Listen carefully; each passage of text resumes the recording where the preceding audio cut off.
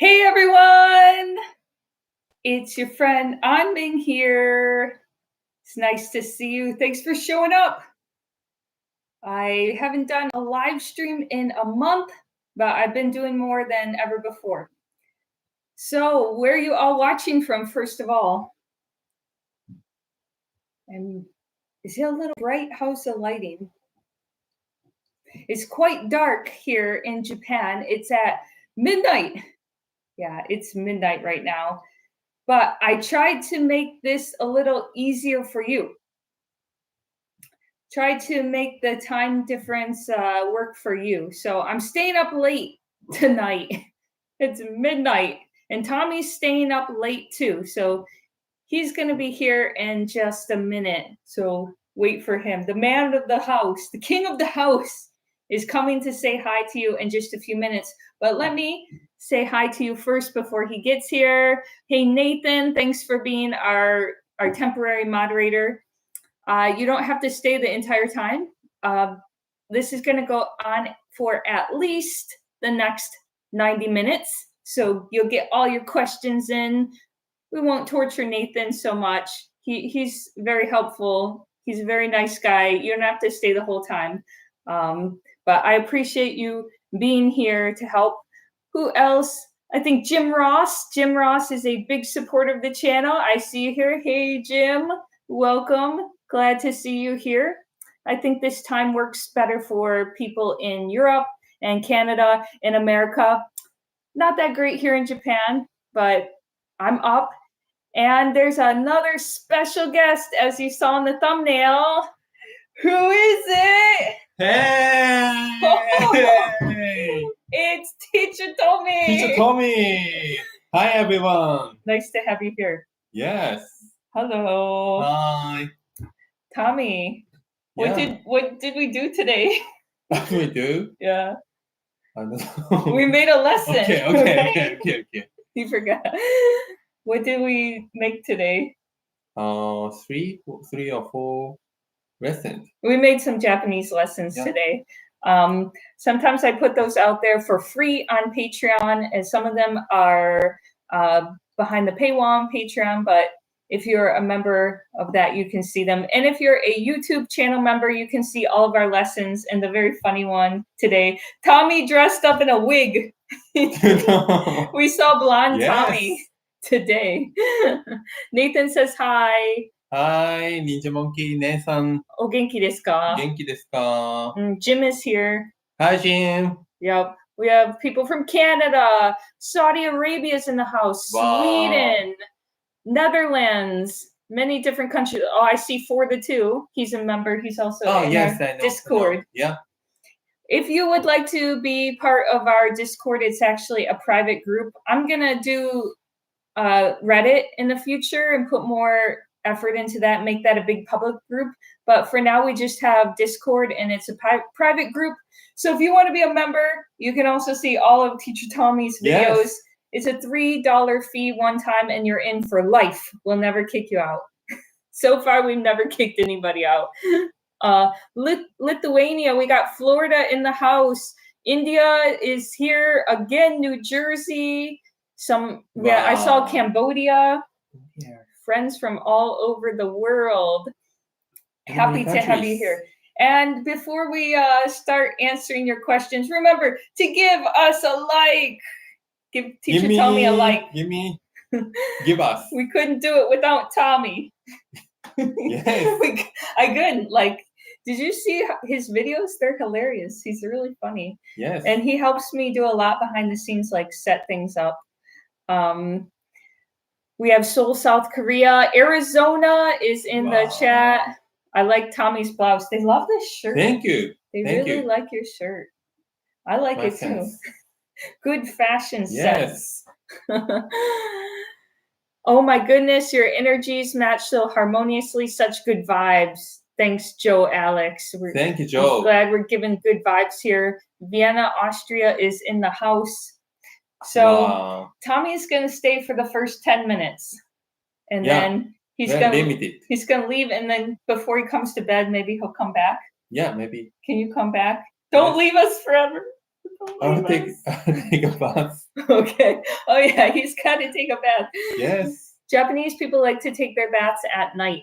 Yes. Chicago's in the house. Oh, Tommy's favorite city. I love Chicago. Why is it your favorite? Scenery, atmosphere, people, and cuisine. Chicago pizza. I love it. I like it too. You can get that in Japan, so Oh. yeah, you can. It's midnight in Tokyo. You're right. Back in the clay is right.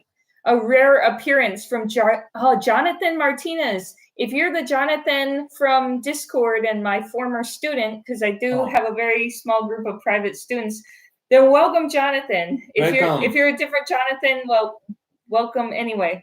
Someone said, "Who's the violin player?" You noticed the violin back here. Me. It's me, but don't ask me to play during the stream. I'm too embarrassed. And our neighbors aren't going to like it if I play at midnight. Yes. Love your videos. Keep making content. Thank you. Australia. Thank you. Australia. Thank you, here. Australian. Australia. Yeah. Okay. Tommy's been to Australia, and I haven't. Where did you? 4 weeks. Brisbane. Just Brisbane? Only Brisbane, Gold Coast. That's nice, though. I want to go too. Yeah, lots of different countries that I want to go to.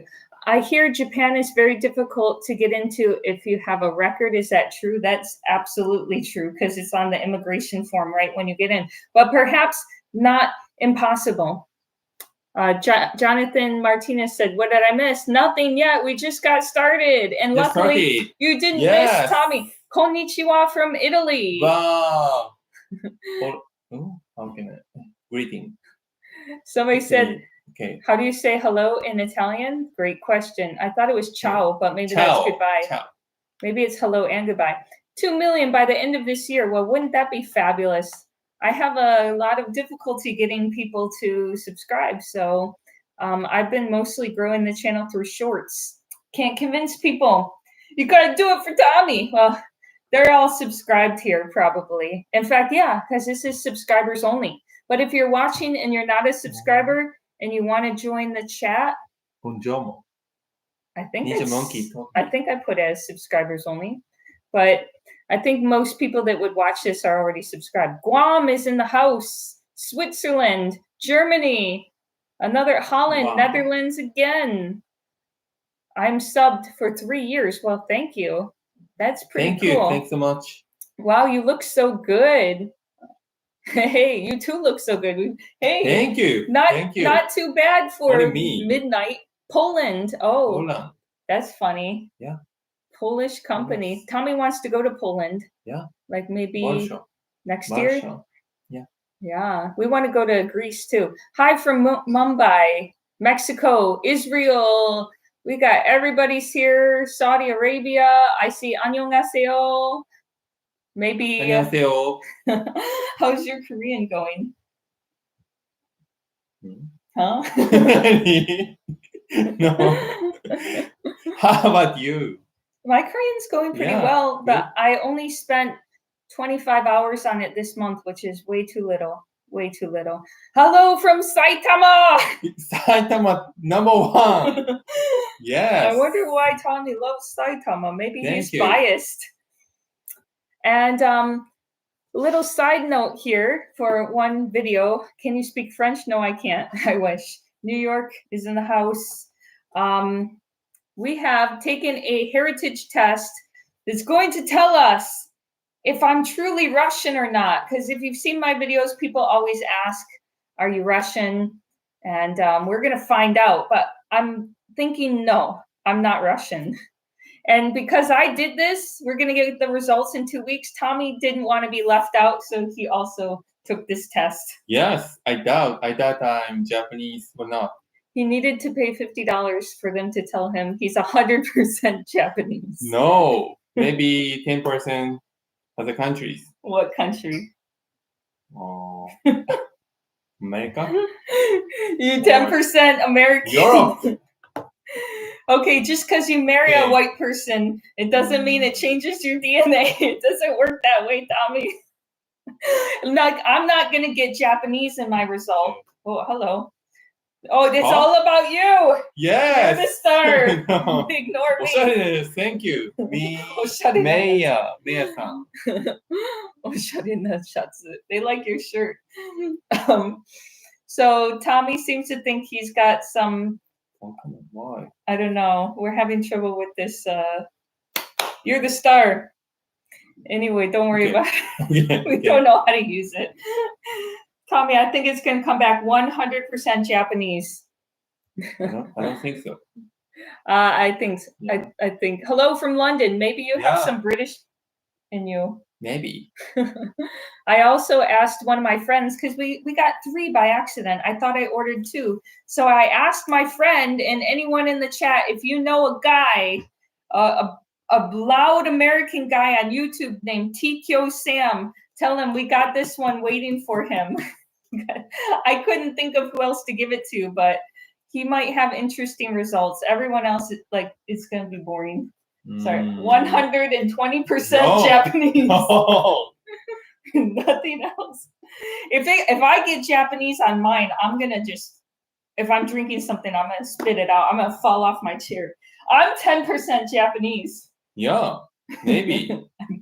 Yeah, you can 5 tell. or 4%. I totally, yeah, I look like I could be 10% Japanese, right? But if anything, I wouldn't be surprised if I get Ukrainian, because there's a little Ukrainian in my family. Hello from Singapore. I see Philippines is in the chat too. Those are countries that are not going to show up when I get tested for the DNA test. But probably it's going to be mostly German with some French is what's going to show up. And I wouldn't be surprised if we got a teeny, maybe 10% or 5% Jewish, but that's about it. We're probably not going to see Japanese, not going to see Russian. Bangladesh is in the house. Welcome, Bangladesh. Another country that's probably not going to show up on either one of them. Hey, if you got Bangladesh, 10%. What would you think? Maybe East Asia. Maybe. You might my be ancestor. shocked. You might be Indian. You don't know. India. India? Yeah, Indian or other countries in Asia. Yeah, it's possible. Tommy will have a plot twist waiting. That's right. Why German? Because my last name, my maiden name was German, and my family, we did a little bit of history. My family has been in America since 1907. We came mostly from Austria, Germany. Just got out at a very good time. Left Europe at a very good time. Tommy's family is Japan. I wanted to have a middle name. That's the only reason. Yes. Hello from Uruguay. Welcome. South America's in the house. I think Tommy's family is really from, did you say Kyoto? Yeah, my ancestor. Bushi. You were a samurai. Samurai? Yes. Not a farmer? No, not farmer. Are you sure you're not a farmer? Yeah, my ancestor was samurai. Okay, yeah, maybe ninja. I find it a little hard to believe, but you know, I mean, maybe. Yeah. That's why you have I think your last name kind of sounds like a farm, though. Where did that name come from? Probably if you have the words agriculture in your side job. Uh-huh. They were like part-time farmers and full-time samurai. Yeah. Hello from Las Vegas. Welcome. Mexico. Do you like K-pop? Tommy likes K-pop. Yeah, I like K-pop. Yeah. Yeah. You're an extroverted as a Latina girl, maybe, and even this late at midnight, because I'm just so happy to have you here. And I purposely woke up late. Hi from Massachusetts. Can I work in Japan as an Indian? There's a lot of Indian people working here in Japan. It's not super easy to get over here, but once you're in, you're pretty solid. It was not even easy for me to get a teaching job over here years ago because you have to have experience. So I actually worked in China first, and that got me into Japan pretty easily. Hello from Scotland. Hello, Scotland. land. I would be shocked if I got British or Scottish or Indian. Maybe a little bit of Irish might come up because there was one family member of mine that had some Irish, but that's going to be a really small percent. We're mostly going to see German and we're going to see French, and that's about going to be the main thing. Greece.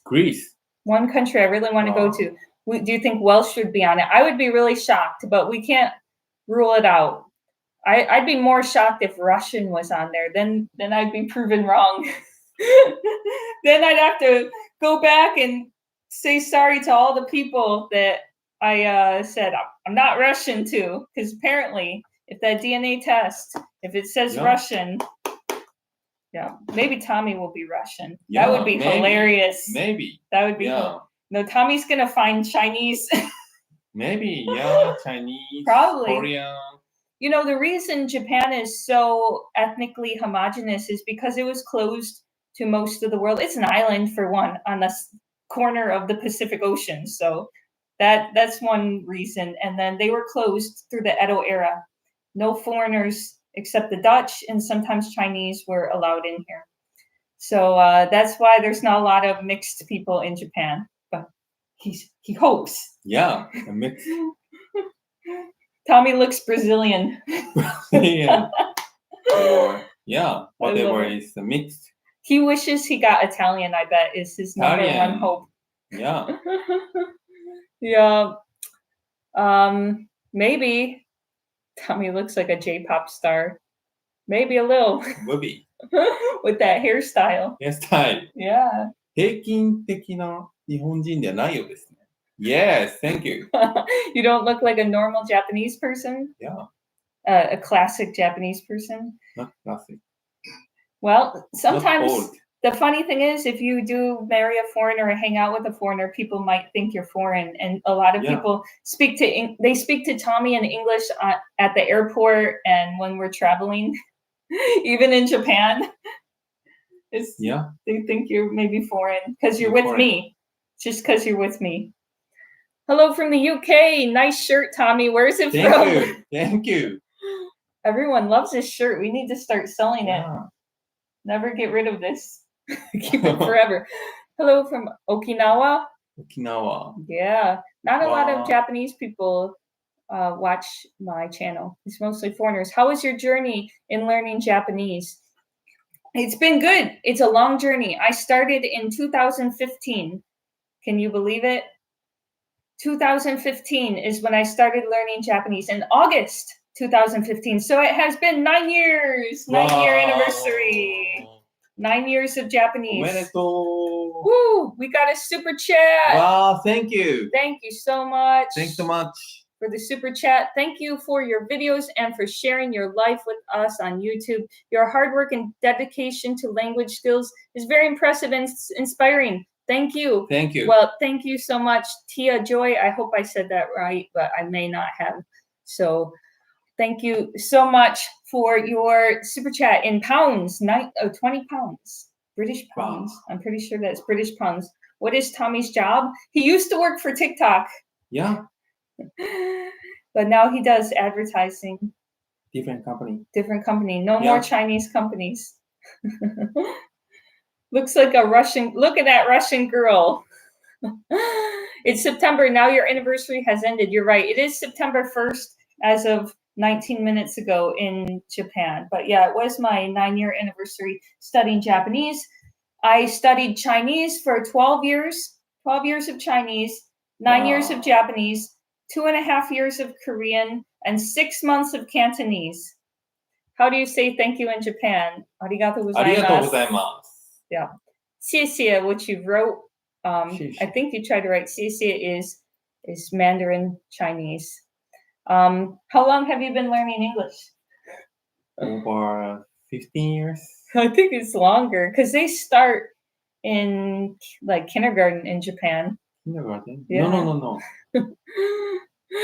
At least not my era. At least elementary school. Junior high. Any buraku in Tommy's ancestry? Buraku? I don't think so. What's that? Oh. for you. Oh, his bath is ready. Okay.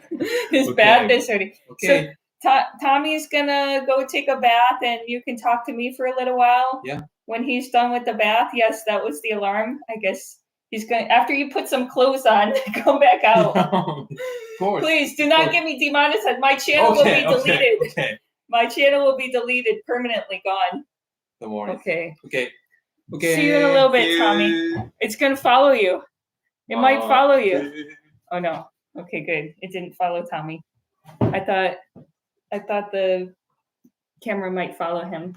Now it's just you and me, folks. Hello. Hello, hello. Now I can answer your questions personally. And Jonathan Martinez in the chat, please tell me again, are you the Jonathan from Discord? Because I've been talking to you for a long time. You like that music? Every appliance in Japan has to make these cute little sounds. So that's the bathtub. How is Cantonese going for you? It's going quite well. I've been learning Cantonese for 6 months, and it's gone faster than any other language I've ever studied. I can really see the sister relationship with Mandarin. Are you planning to learn Spanish? I did when I was in high school, but I probably will not get back to it because Vietnamese is next on the list. And I'd like to stick to Asian languages that I'm going to hear in Japan, because actually there's a lot of Chinese, Korean, and Vietnamese speakers, and Cantonese, which I never noticed until I learned the language. There's a lot of people from Hong Kong coming here and speaking Cantonese. Probably 1 in every 4 people I hear speaking Chinese is a Cantonese speaker, and I never noticed that before. Do you know Javanese? No, I don't. Man, there's so many hours in a day. My goal right now, every month, is to study 100 hours. And so far, I like to set goals that are a little higher than I can reach. That's 25 hours of studying a week, 3 to 4 hours a day. It's a little hard. I've only gotten to 90 so far. My average is 80 or 90, but I'm still trying to do even more. Do I see a Diary of a Wimpy Kid in the back? Yes, and it's a Korean version of it too. This is one of my study methods. Yeah, this is a Korean version of a Wimpy Kid. Good catch. I'm going through this book at my Korean school and having the teacher help me, because one mistake that people make as they pass beginner and get into intermediate is they just get harder and harder vocabulary. They start to go to formal language. They start to go to less and less common words. And I think of the vocabulary and phrases as a triangle. You know, the higher you get, the less useful it's going to be, the more rare the words are. So you kind of want to stay at the foundation, and there's so much more at the foundation that people just skip, because for this triangle, they just go up, they learn a little part of it, go all the way to the top, and they just learn less and less useful words. So I'm going back to the basics, and there's a lot of words in a children's book like this that are very like daily life stuff and things you would hear growing up as a kid in Korea. Slang and phrases, things like you wouldn't necessarily learn in a textbook that are really important for daily life. So yeah, Wimpy Kid. My goal is to read 100 books in each language. I'm at 75 in Chinese, 70 in Japanese. Korean, haven't even finished one novel yet. If this is a novel, that's not a novel. I finished a few textbooks, but I haven't finished a full book yet. This will be the first one I finish. This one is really, really hard, actually, because there's a lot of slang.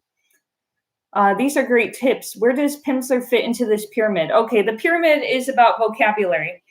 I said for this live stream, the theme is my full language learning methods. So I got to stick to that. And I've made a list. Now, you understand, or maybe you don't.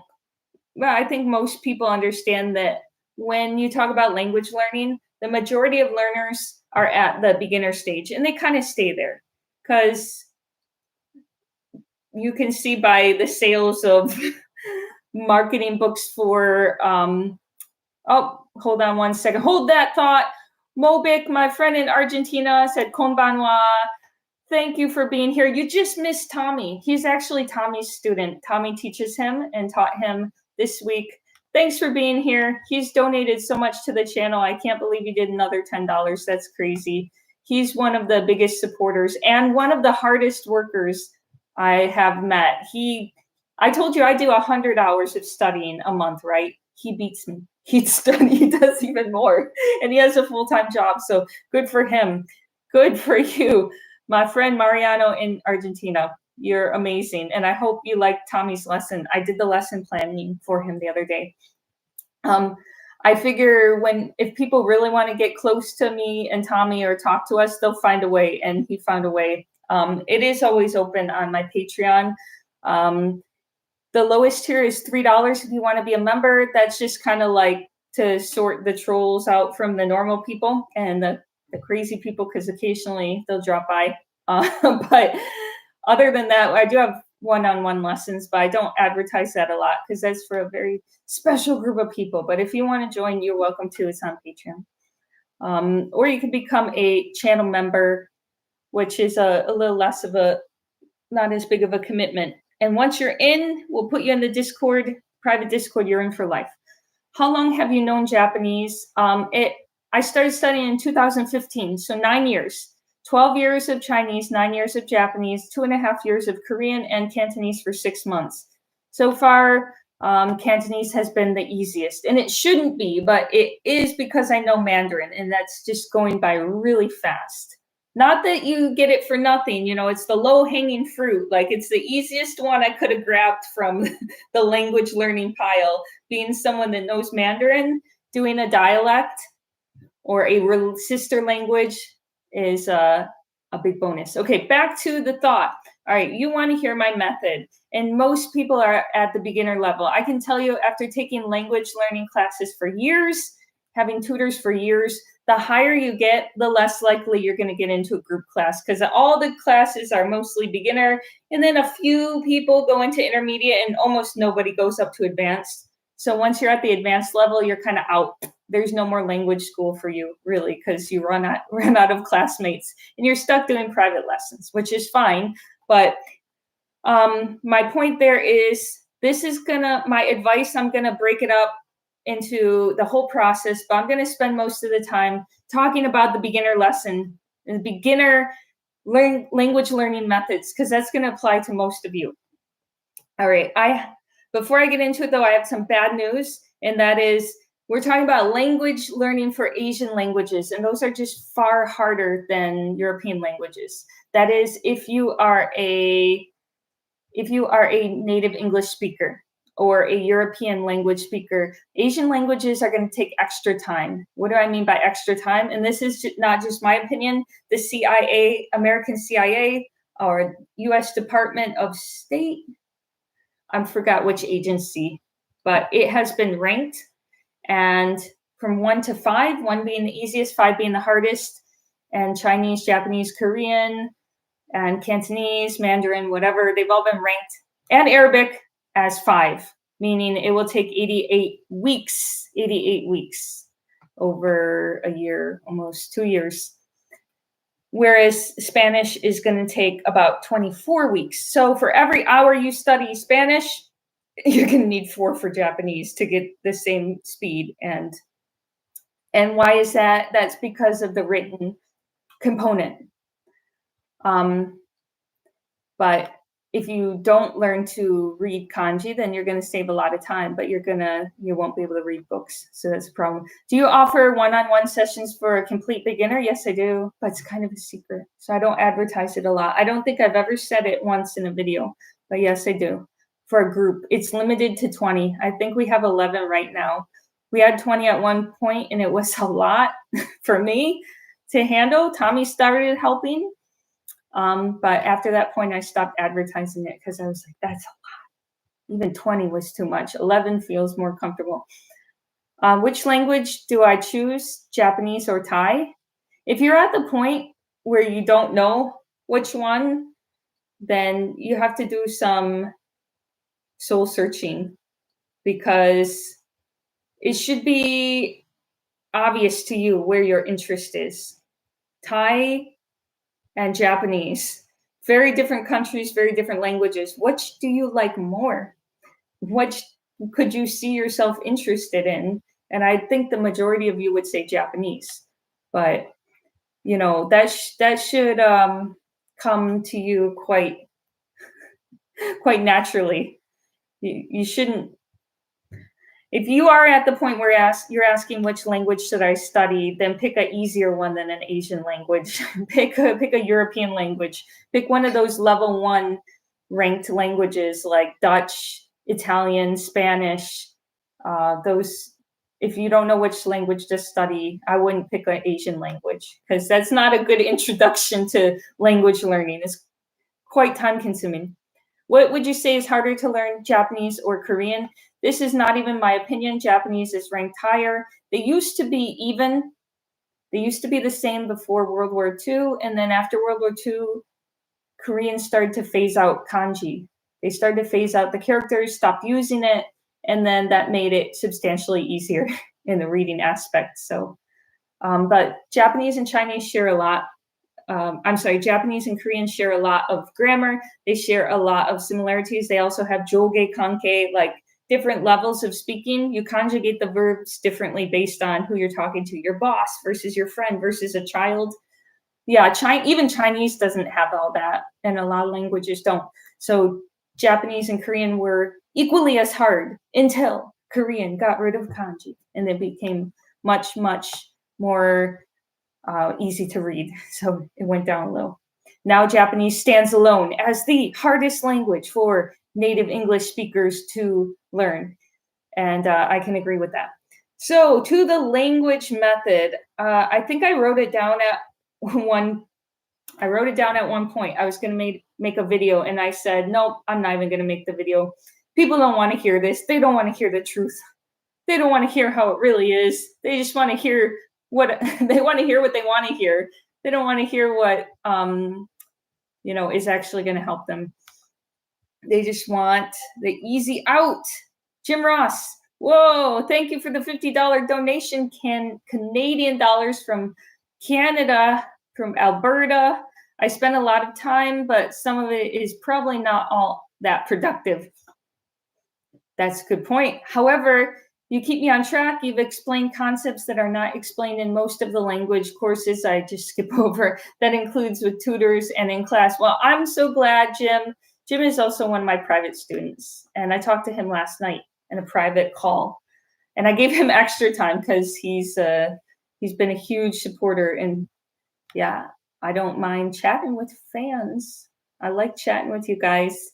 Does AI help with language learning? I would say it does in certain ways. Like if you want to check the pronunciation of a word, you can always pop it up and put it in Google Translate just one word at a time, and it'll give you a robot voice. Some of those electronic dictionaries are the same way, and I would say that's helpful.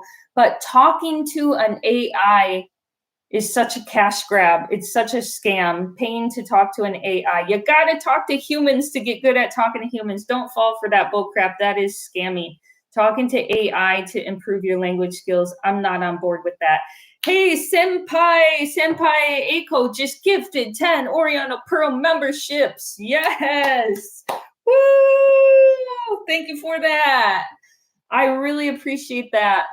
That means you can enjoy Teacher Tommy's lessons, and we just made new ones today. I literally just put up 2 new lessons today. I have more coming out this week. We're constantly updating it.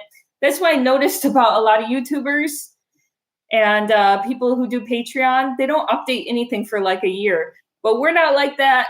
If you're a member, we constantly update. Your hair is beautiful. I appreciate that. Hey, thank you. Not looking too bad for midnight. I just washed it and took a shower before this. So, got the daily, the daily wear and tear is washed off of me. Thank you. And thanks, Ninja Monkey, for still being here 35 minutes in. Thank you for moderating. I appreciate that. I know you have a lot to do with your editing. You were just in Japan for many weeks, so don't feel like you have to stay the whole time. But I appreciate as long as you want to stay. We have we were talking about my language learning method, right? When you just start out, I like to ease into a language. I told you I do 100 hours of study a month, 25 hours a week. I don't do that in the beginning. That is just far too much. You got to warm yourself up, put your feet in. I mean, if Asian languages like Chinese, Japanese, Korean, Mandarin, all these are the hardest of any language for a European native speaker to learn, then you got to kind of warm up. Don't just dive in. Like, get yourself warmed up in the water a little. Get used to it. And that's why I kind of play around with the language at first. And I listen to a little, maybe 30 minutes a day at most. And I'm still playing with Vietnamese right now, though I don't consider that I've officially started learning Vietnamese. Joe Piano has become a member voluntarily. The other ones were gifted. Senpai Eiko gifted 10 memberships. Joe just joined on his own. Welcome, Joe. Can you speak Keigo? Of course I can speak Keigo. Son Keigo, Kenjogo. That's going to be, compared to regular Japanese, like, 皆さんこんにちは。私はアリサです。アメリカから来ました。It's going to be, こんにちは、皆さん。私はアリサと申します。アメリカから参りました. That's going to be your formal Japanese, which you're not really going to use on a regular daily basis. You're going to use that in the office.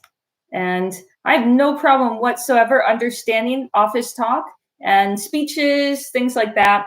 I do have a problem using it. I was scolded a few times in the office for using too informal language with one of my colleagues, but I think I learned pretty fast to correct that.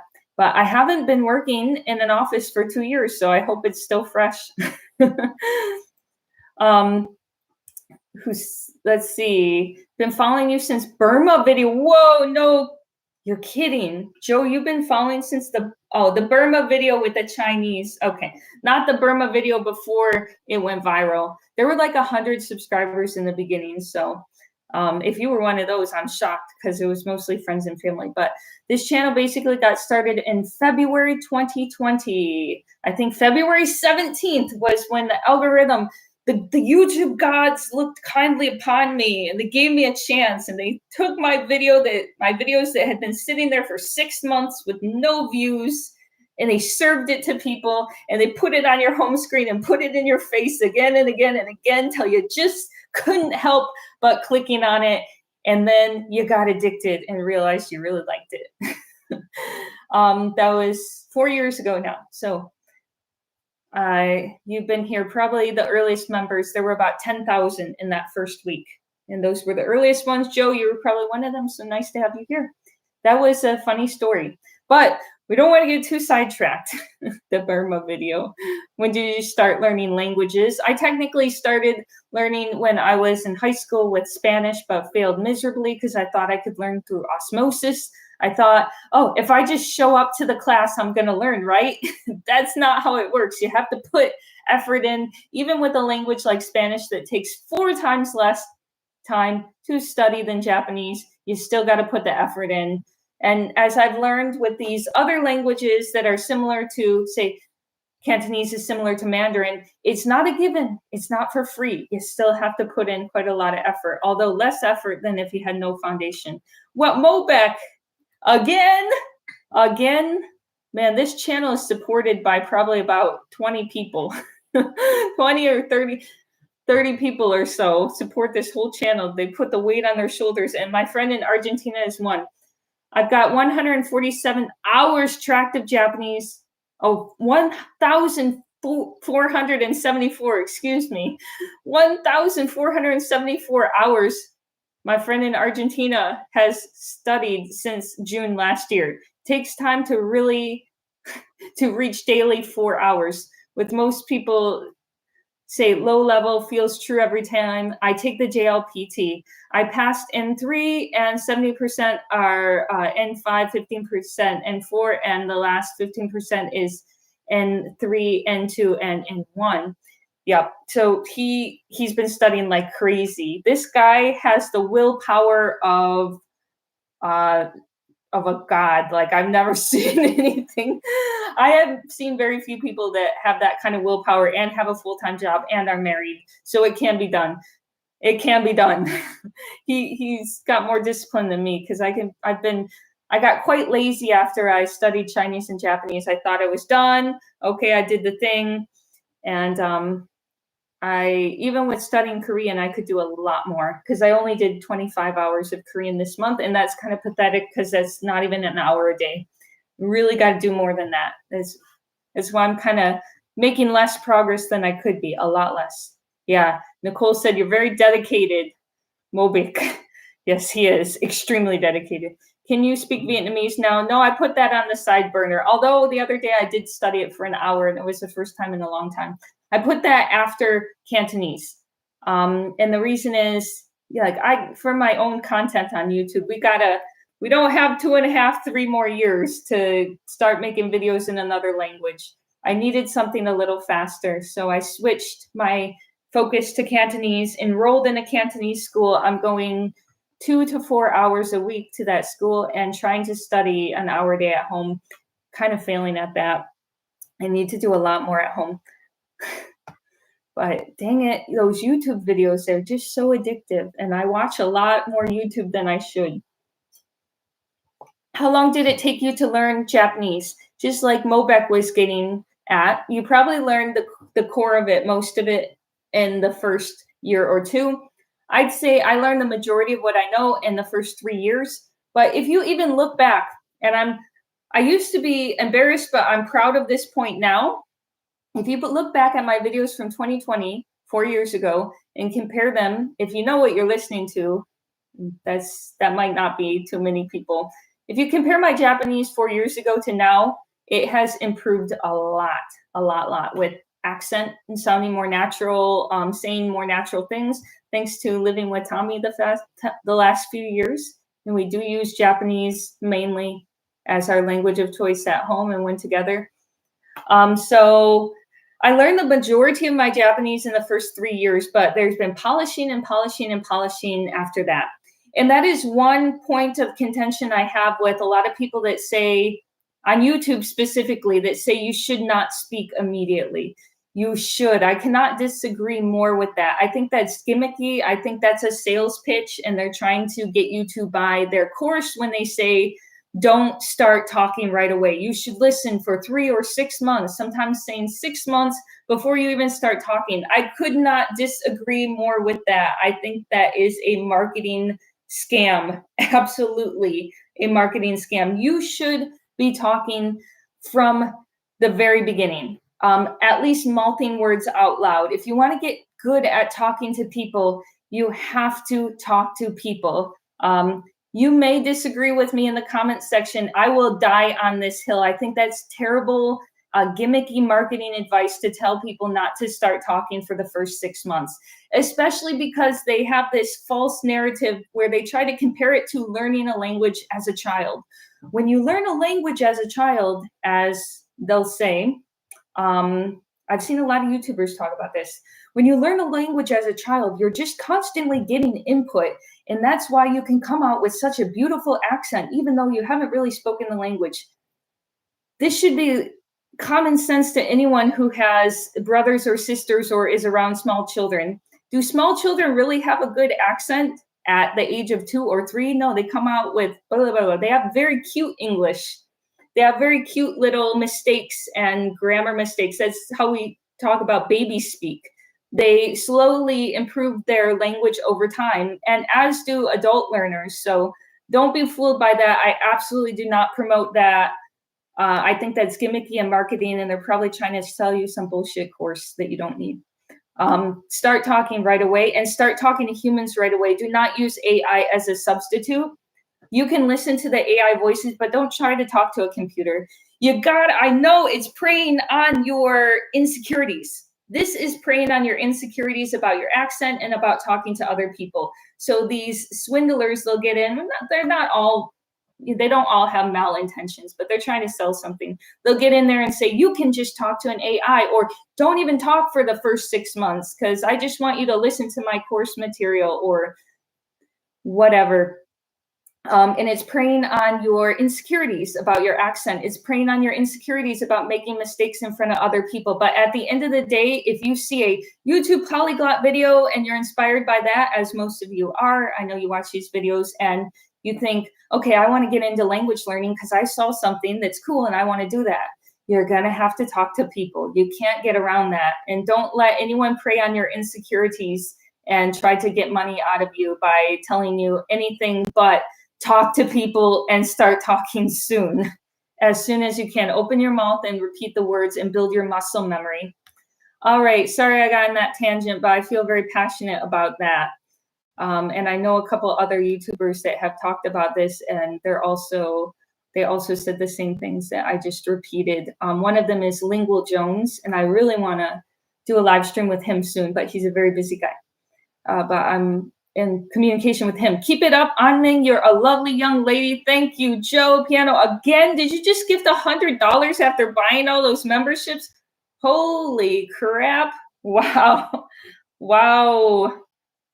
Thank you. I don't know what to say except thank you. Dang. Well, I hope that this is helpful.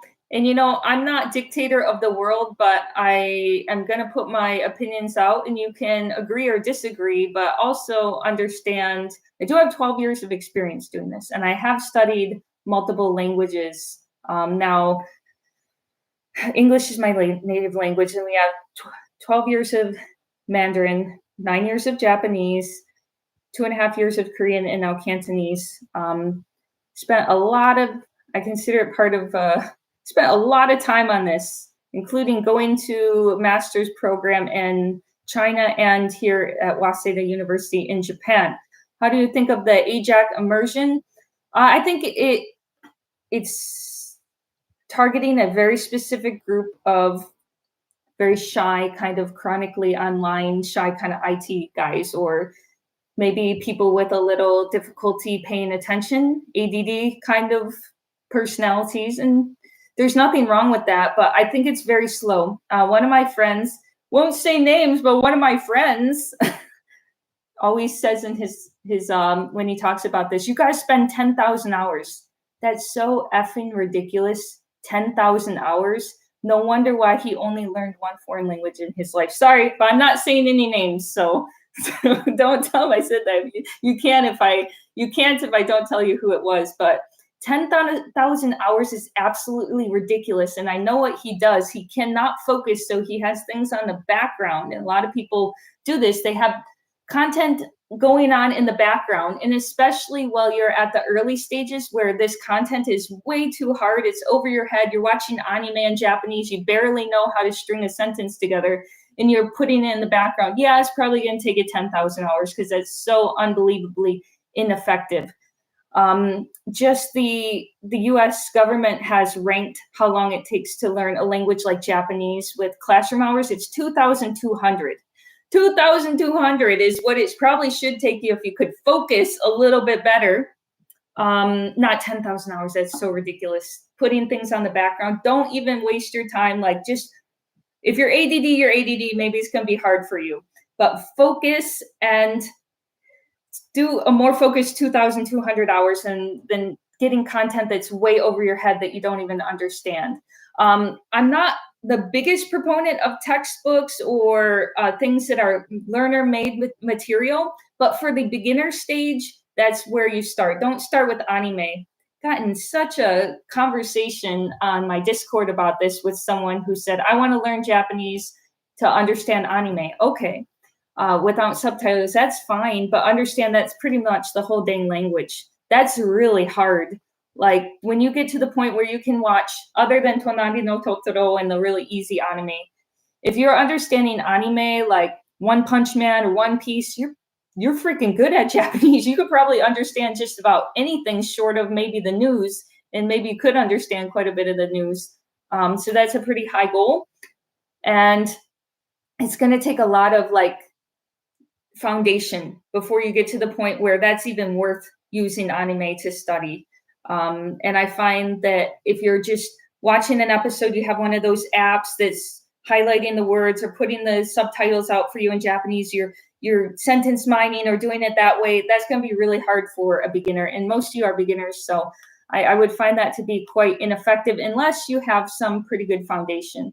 And then the world is open to you when you're about at intermediate. You can do just about anything. Then it becomes really, really effective to learn through media, to learn through anime and that kind of hard content. And it'll keep your attention. So that's fantastic. But talking to the majority of you that cannot sit there and understand 50% of the content, then you're going to need to take a different route, a more focused route. Start with something that's made for learners, not made for natives. Don't start with native material. That's too freaking hard. So I showed you the Wimpy Kid book the other day in Korean, right? That's native material. It's made for kids, but it's natives. Yeah, don't go for that in the beginning. That's really freaking hard. Sorry. Senpai Eiko, again, are there any nuances in Japanese culture that language learners often overlook? Oh my gosh, so much. And that can only be learned through talking and being corrected, or writing and being corrected, or listening for a long time and putting it together, and often trying to use it on your own and still being corrected. You can't really get around the being corrected part. And that's not a bad thing. Nuances, we just did a video about it, Tommy and I, on our members page. They're just little skits that we did, and we talked about male Japanese and female Japanese. So often people will watch TV or sometimes they'll have a tutor that's a female. Lots of Japanese teachers are females. Not many men do it. So yeah, they'll pick up on female Japanese words and female sounding vocabulary in Japanese. We don't really have this in English. We don't have female and male words as much as Japanese does. So if you hear a woman say a word like "suge" or "majide," perhaps you would hear a character say that in an anime, or you'd hear it on TV. Or "yabe" sounds so boyish, so manly. Those are very manly kind of words. Or for more feminine words, there tends to be more "ne" at the end of sentences. "Ii ne, arigato ne." Although men can use that, but it sounds very boyish if you say "na, ii na, ii na." Or another ending is like "ikimashou" or "ikouze." We had that in our last lesson. So nuance, yeah, there's a lot of nuance in female vocabulary, male vocabulary, and also how you should talk to your superiors and subordinates. Lots of that. Yeah, these trolls are giving me PSD. I don't know. Is there trolls? I didn't even notice. If there is, I didn't even notice you. You're doing a lovely job. I didn't even see it, dude. This is going 1,000 miles. Like I give a F. I didn't even notice. How tall are you?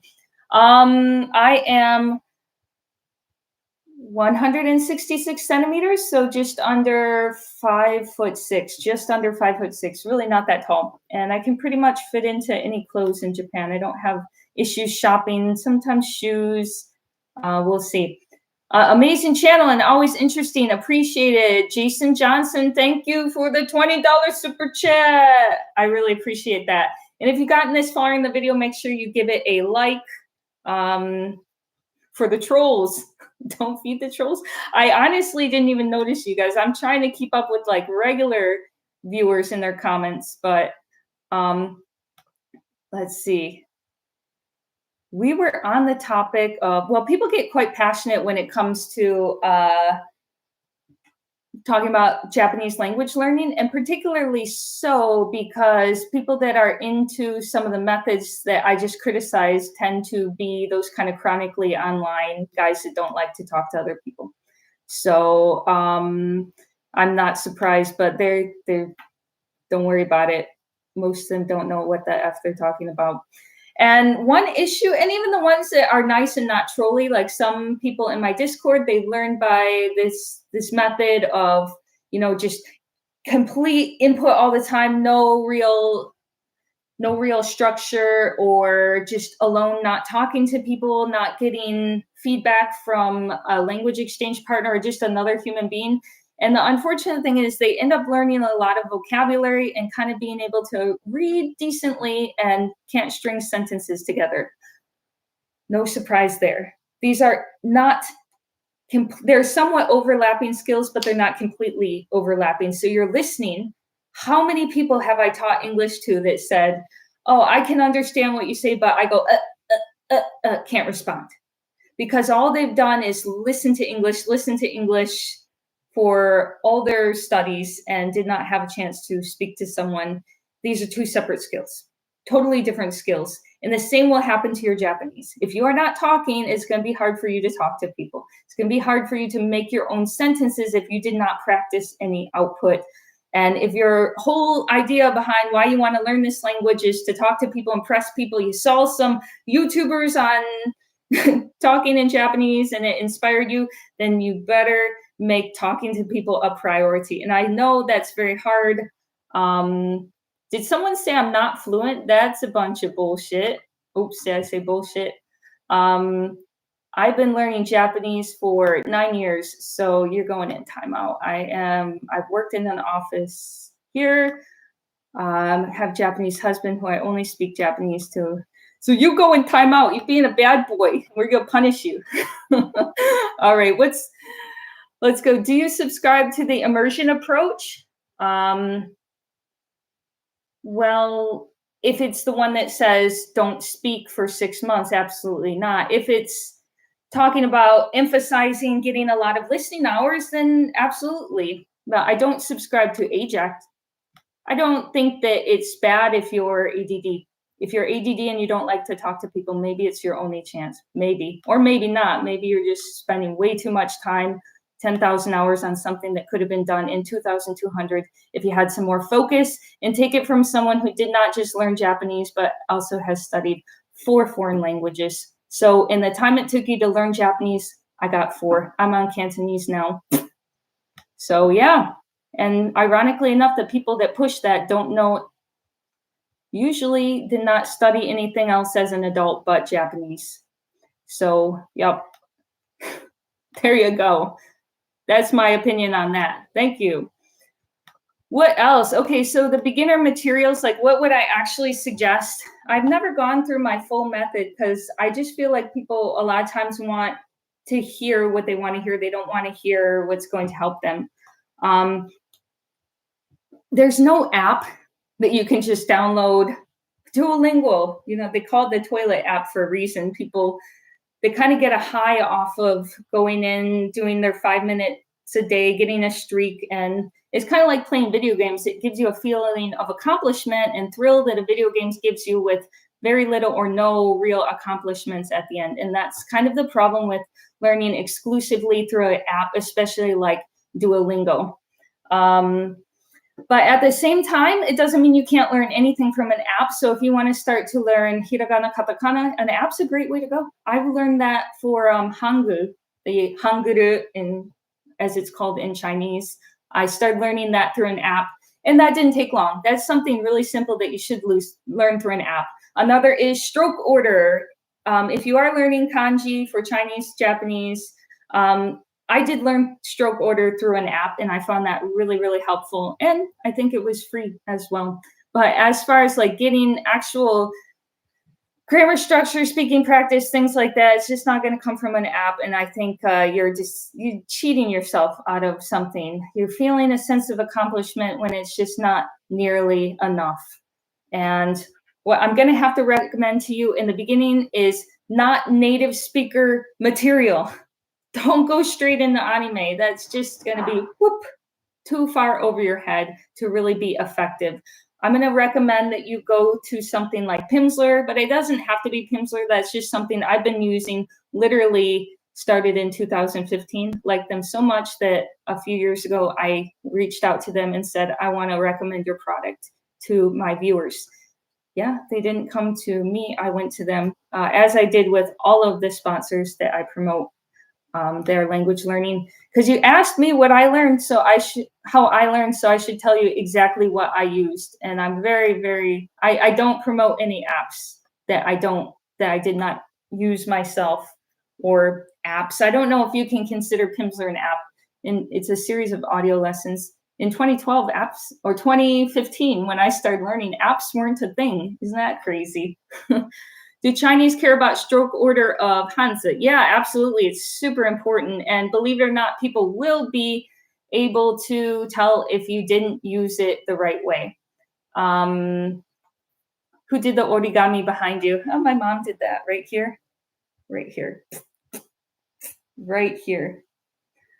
But yeah, in terms of talking more about methods, I gotta turn the tides and wash out a lot of the small groups, but very loud and obnoxious groups. You know, it's always the 10 or 20 or small groups that try to dominate the conversation. And we're not going to have that anymore, because my next goal is we're going to make an influence on Reddit. I want to grow my Reddit page. I have a small one that I started a little while ago, but I want to make that like our Oriental Plural language discussion Reddit, not only to benefit you and give you advice, more stuff that I could put in a YouTube video, because YouTube videos for my channel are more about entertainment. I do have a small Reddit group right now. Maybe I'll link that in there just so you have it. We're not quite started on that yet. It's up there if you want to join.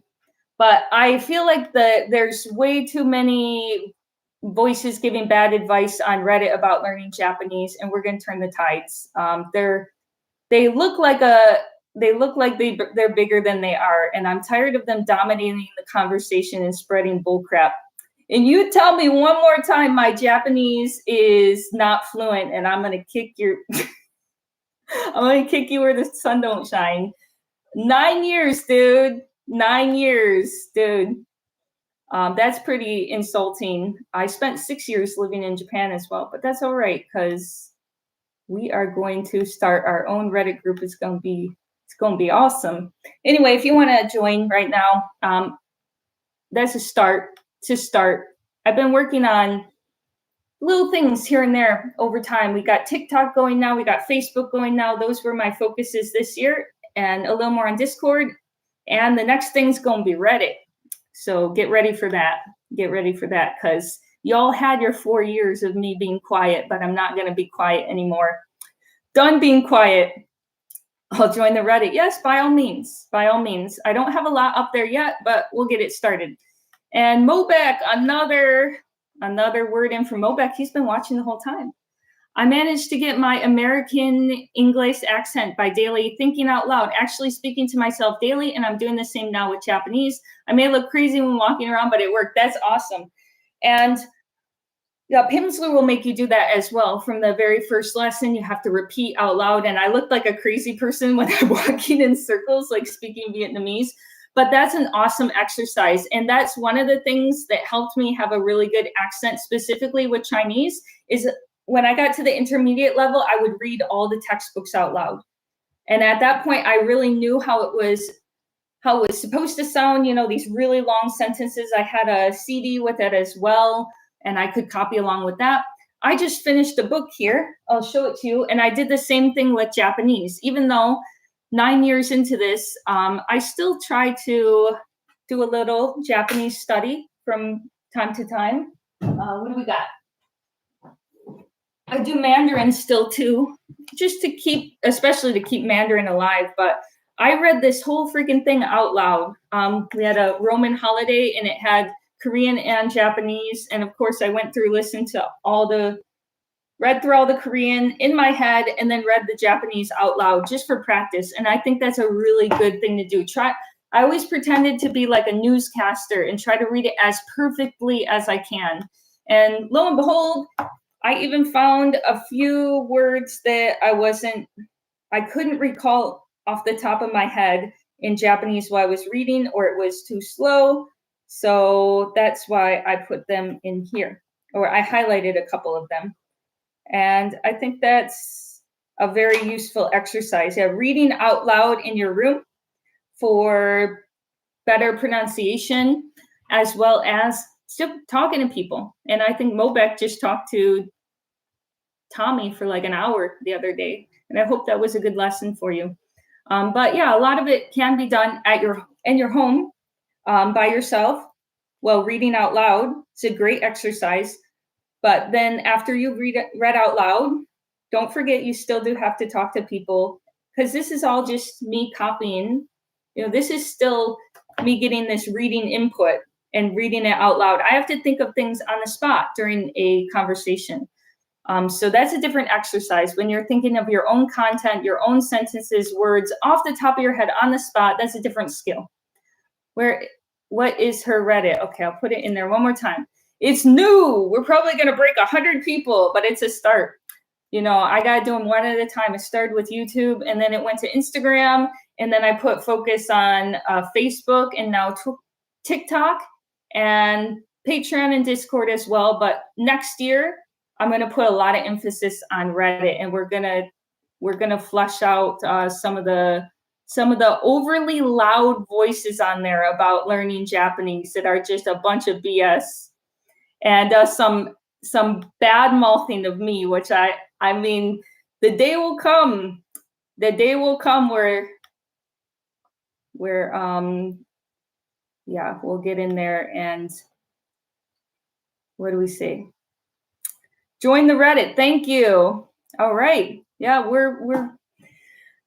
I'm trying to think of what I should put on there for the next year. More stuff that I can put on there, but we will flush out those very negative voices that have been too loud for too long. But the day of reckoning will come, and it's coming soon. So be prepared. Okay, anyway, but it's just a group for language learning.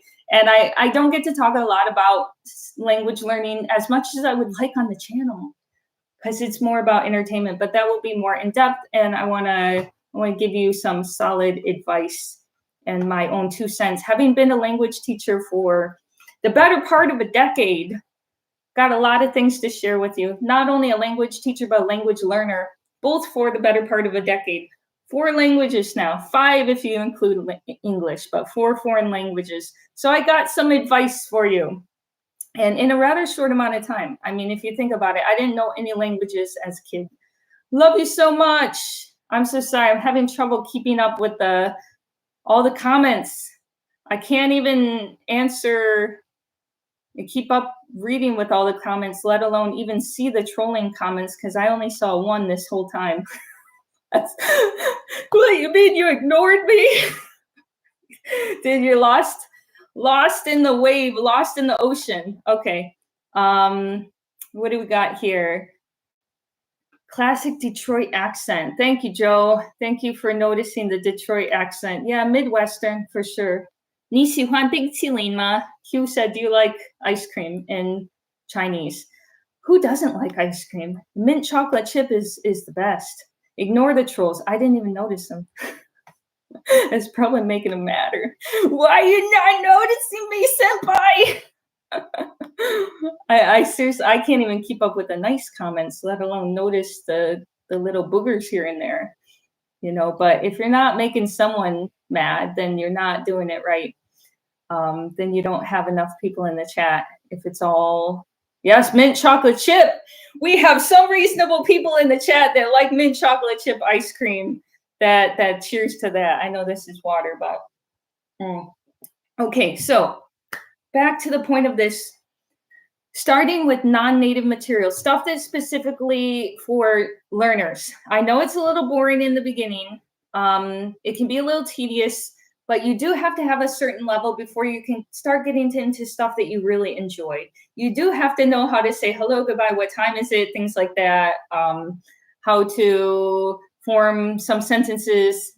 You're going to have a couple hundred words at least before you start even looking at stuff that's more for natives. Otherwise, it's just going to overwhelm you. Then the full force of what you've gotten yourself into comes, and the realization passes over you that this is way too freaking hard.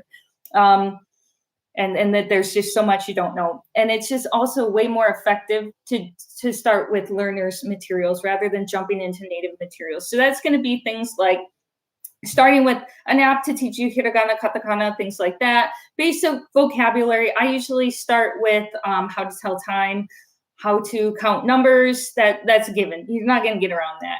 You're going to need to know that. How to say someone's age, things like that, how to get to this place, that place, memorizing some country names. That's a start. and then Pimsleur to help you form sentences, but that's never going to be enough for vocabulary because they simply don't give you a lot. But it does go all the way up. They got 5 months worth of material if you do 30 minutes a day in Japanese. And then after I did Pimsleur for about it was more than 3 months. I took way longer. I took longer than 5 months even. At that time, they only had 4 lessons in 2015 when I started. And it took me about 6 months. And then I moved to Japanese Pod 101. And they had a lot more material. And eventually I ran out of that too. The more the better, the more you want to use. John says, I'm having trouble figuring out exactly where to use O. That's the thing. That's the thing I really do agree with a lot of people saying on YouTube is the fact that you can't really teach grammar, that it has to be acquired. What do I mean by this? My teachers specifically, anyone who's ever taught me here in Asia, wants to drill grammar into your head.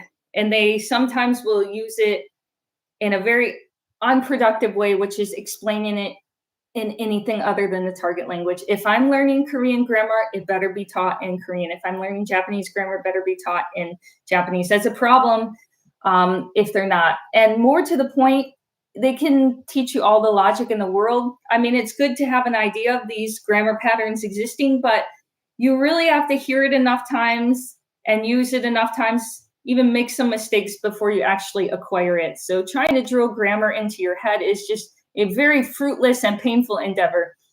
And the main point at the end of the day is they're keeping your attention for that hour, that you're motivated to listen and they're speaking the target language and you're listening, then it's not a waste. But just drilling grammar points again and again is not the best way to study, but they will do it in school and they'll do it in language school. But I let them do it. I just make sure they're speaking to me in Korean. You better be speaking Korean. I'll listen. It's not the most entertaining stuff, but it's still immersion then at that point. But you really do have to acquire enough exposure to the language before you can really repeat those grammar patterns naturally by yourself. And that it might click one day suddenly and you can do it. You might get it right away. It might take some time. It depends. It really depends. I've had things I got right away. I've had things that took, a month. And then finally it just dawned on me and I could use it. It was like miraculous. I guess I heard it enough times that I finally got it and it clicked. Hello from Germany. Nice to have you here. Germany's in the house. We've had lots of different countries here. 你是最好的老师, Robert said. You're the best teacher. Thank you so much. I do have a lot of experience being an actual teacher. And I do teach Japanese now to a group of students and some Chinese as well. And I enjoy it. I like teaching adults. So when you are starting out from ground one, from ground zero, not ground one, give me a break. It's 1 a.m. Give me some leeway here. It's 1 a.m. When you're starting from ground zero, then you got to start with the learner's materials. Don't jump right into, you can't completely jump right into your interest because that material might be a little bit hard. And then gradually go up. I know I wanted to watch Harry Potter. I wanted to read books that I like in Chinese, but I just wasn't there for a long time. So I just start easier. I started with the learner's material, the kind of dry stuff. Did that for about 3 to 6 months with the learner's materials. And then I started with SpongeBob SquarePants. That was my go-to because I already knew the stories in English. I'd watched it as a kid, and that's a great first step. When you are ready, you got a little bit of a foundation, and you want to watch some native materials, you're ready to take the plunge, go for something that you've already listened to in your own language. That's going to help you a lot. And something that's entertaining that you want to watch. Otherwise, it's going to become a chore. So I'm all for listening to podcasts, all for watching media. Just make sure it's on your level. And what I mean by on your level, ideally 60% or more, but 50 will do, because I probably only understood 50% of the Korean in that Roman holiday book. And I still thought it was worth doing. 50%. Make sure you're understanding at least 50% of the book or the TV show, whatever you're doing, the movie, in the foreign language with no subtitles in English. You can use foreign subtitles, that's fine. If it's under 50%, if you're like, I got 20% out of that or less, dude, that's too hard for you. And it's very ineffective. It's just inefficient. That's just too much is going over your head. Boom, boom, boom. What are you going to go through and like go through every word you didn't understand? It's just too much. It'd be much more effective to get something that you can at least understand 50% of. And if that's learner's materials, then that's where you're at. And you might be there for a couple of months. I posted on Reddit, hey, Mobic, we got one of our first posts. Thank you. Thank you. I've been interested in starting a Reddit and getting that pretty big for a while. That's the next goal. Just to create a community over there. It's another platform that I can expand to.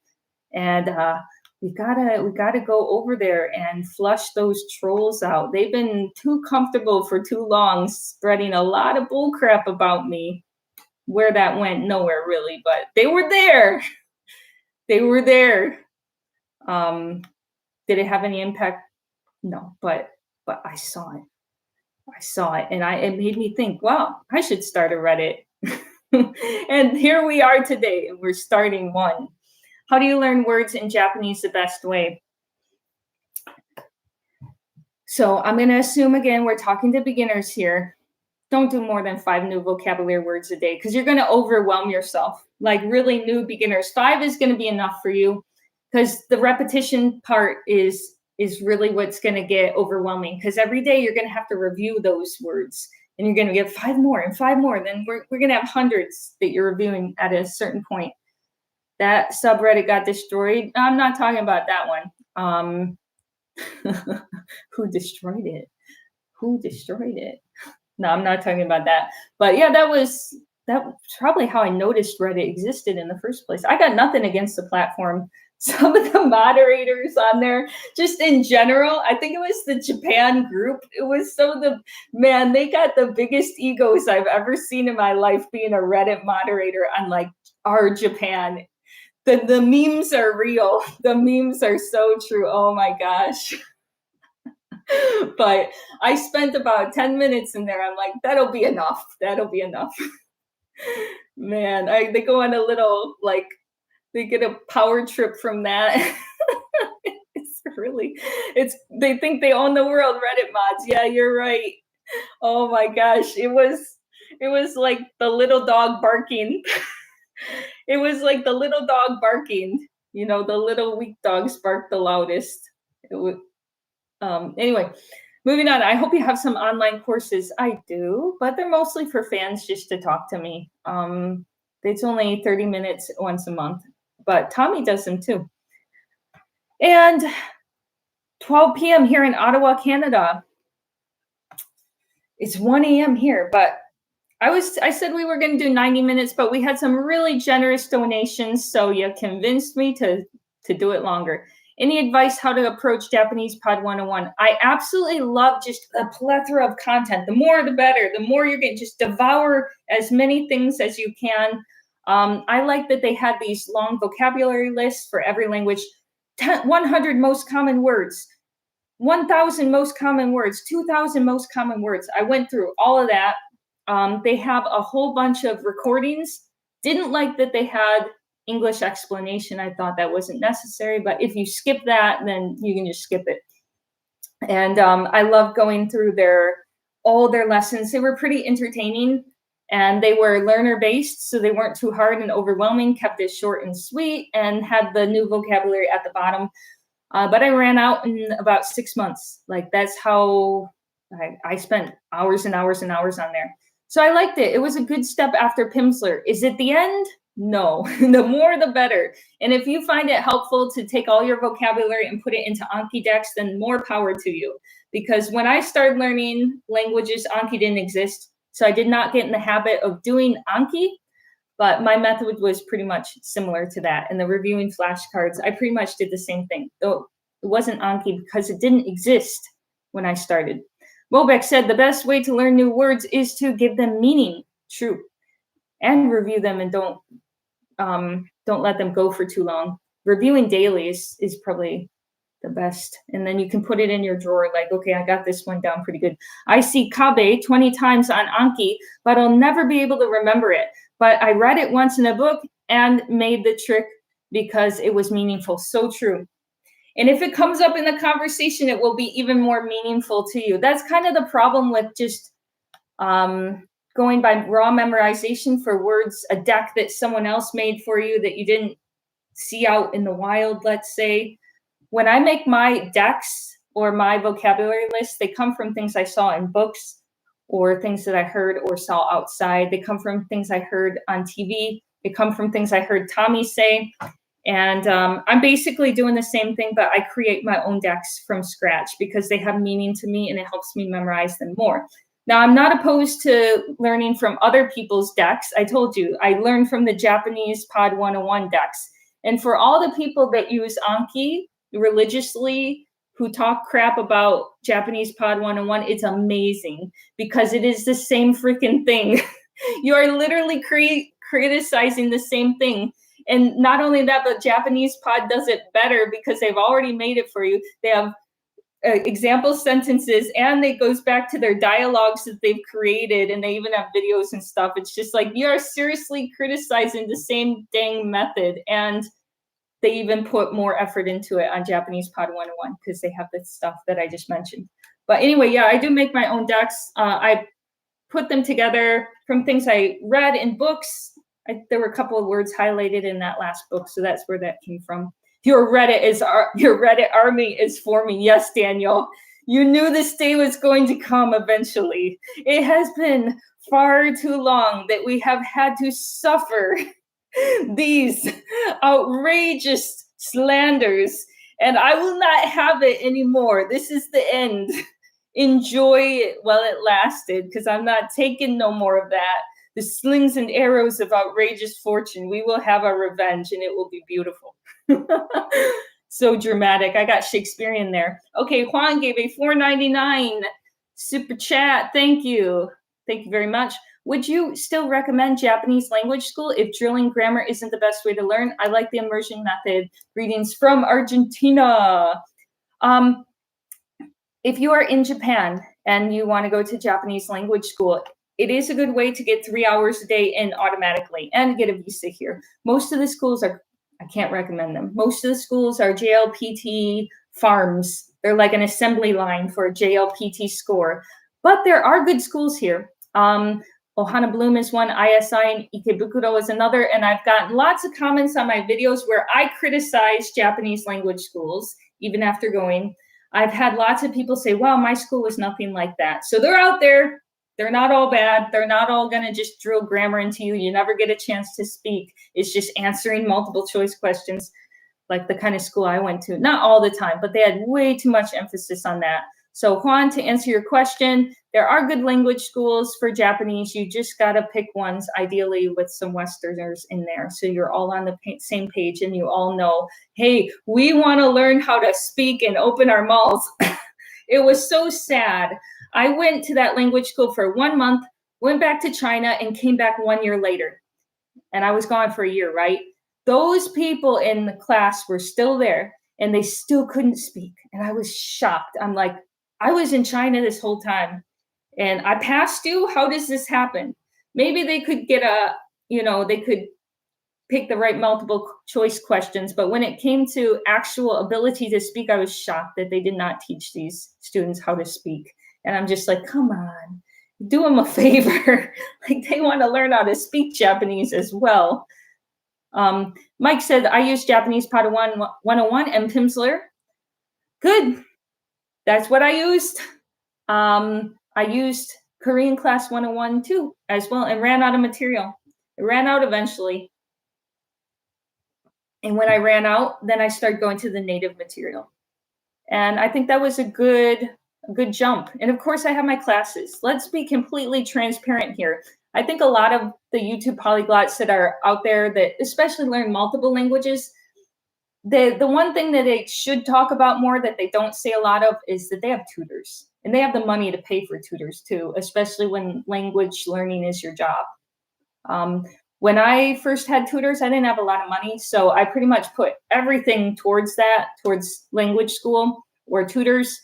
But now I'm more willing to throw money at it because it's part of my job. But I really think that they should be more transparent and talk about why they speak with pretty good pronunciation, is because most of them have an online class or a tutor that is privately teaching them, and that's a really good way to learn. Why? Because they're going to be really patient with you, and they're going to encourage you to go outside your comfort zone. They're going to motivate you, keep you on track. Hey, you know what? Even me, I'm not always motivated every day, but when I know I have a class, I'm like, oh, better study for an hour. I got Cantonese class tomorrow. Got to make it worth my money.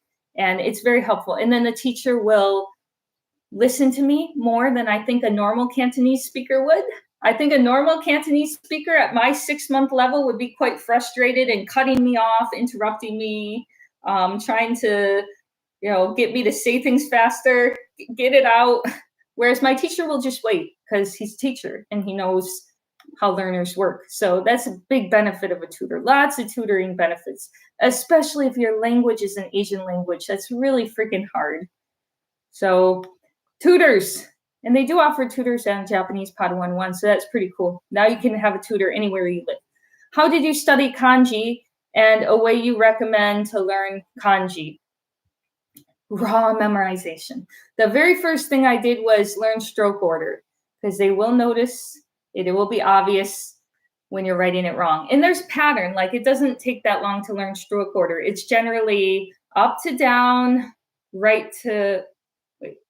up to down, left to right. Sorry, I had to think about it. It's going to be up to down, left to right. So generally it's going to follow the same pattern. And after enough time, you're going to see the same pattern, even with new characters that you've never learned before. And you're going to know how to write them. I can see characters that I've never learned before.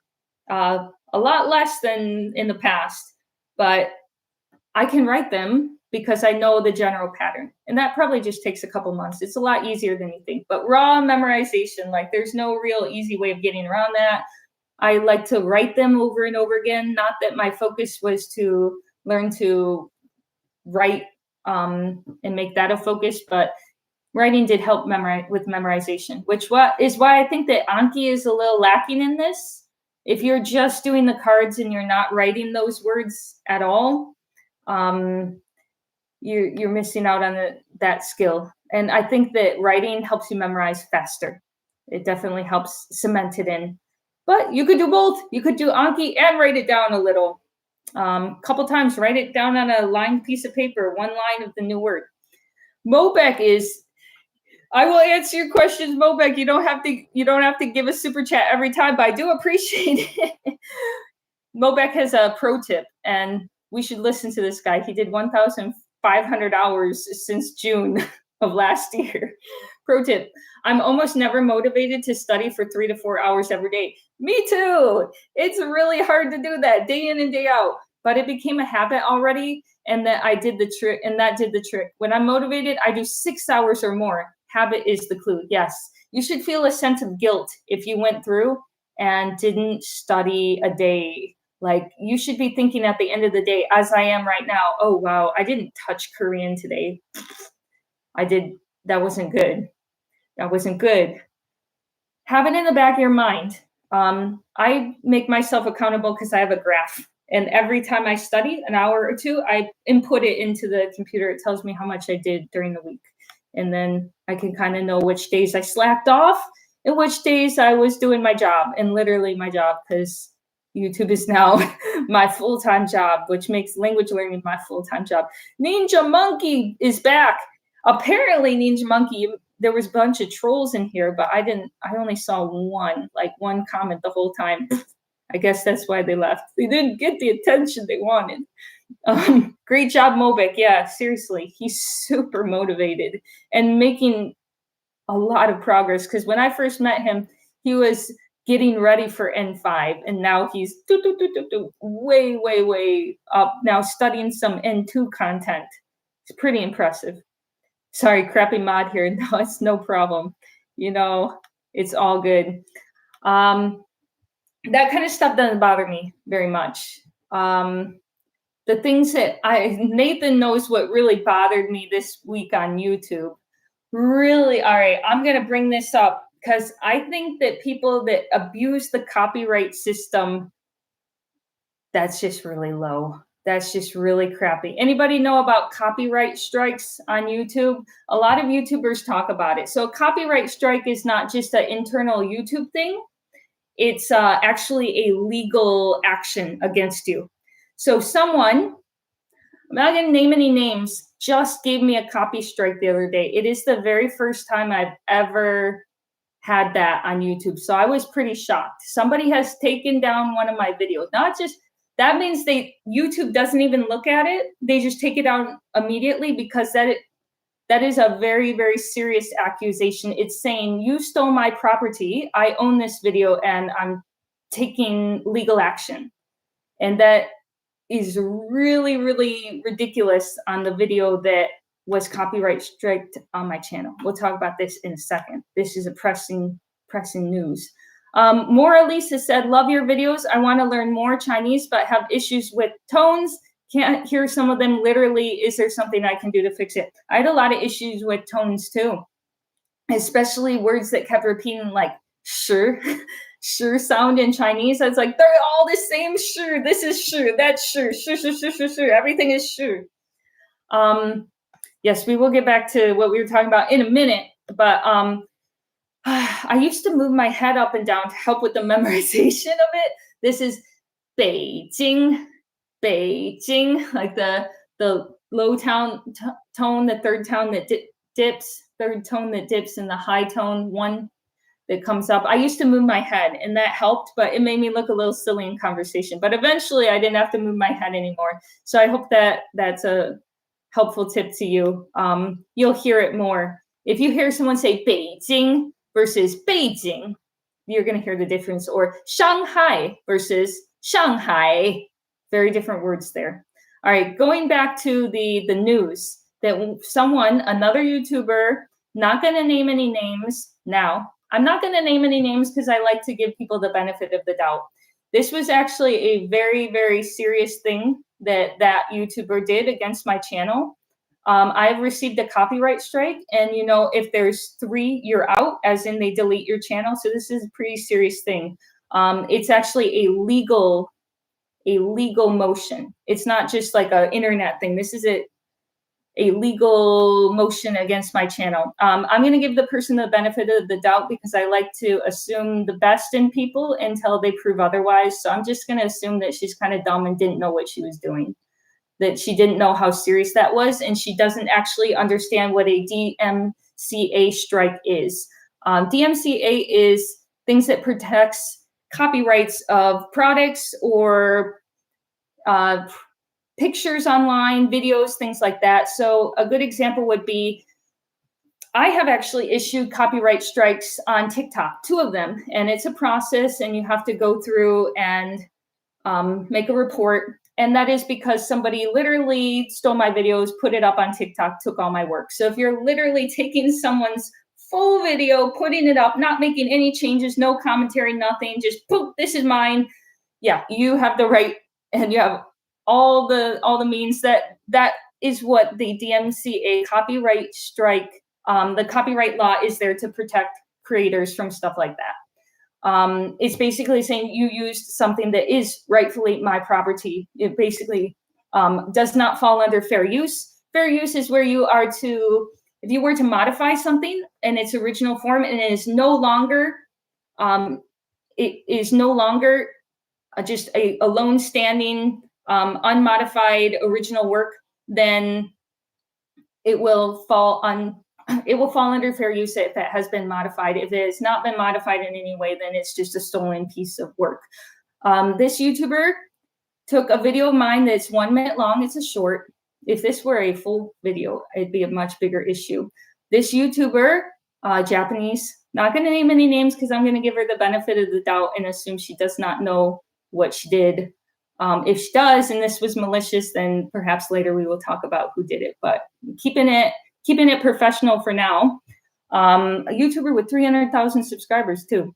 She saw, somebody informed her that a 3-second clip of her video or her face can be seen in one of my shorts. It was something she had uploaded onto YouTube. I took it, modified it, had put it in a 1-minute video. It was a 3-second clip where I put in a narration, also music and text over it, and talked about the content. And she sent a channel strike over that. And that is so not what that law is meant to be used for. It's actually a very serious thing. And I can't believe that someone would do that over something like that. Maybe a lot of viewers don't understand how copyright law works, but that is 100% under fair use, the way that I modified that 1-minute video. And she claimed 3 seconds and said, that's my work. Literally claimed my entire video as hers. And automatically YouTube will take it down because that's legal action. But yeah, so I made a counterclaim. And unless she comes up with a lawyer in the next 10 days, then the video will be back up. So, and I doubt that it will have to go that far, but I do have legal representation, really cheap legal representation. I'm very lucky in that. I've never had to do this before. I've never had to use this before, but I do have a really, really good situation because my stepdad is a lawyer. So my dad's a lawyer and I don't have to pay anything for it. And he speaks Japanese. Is that crazy? Although this is all under US law.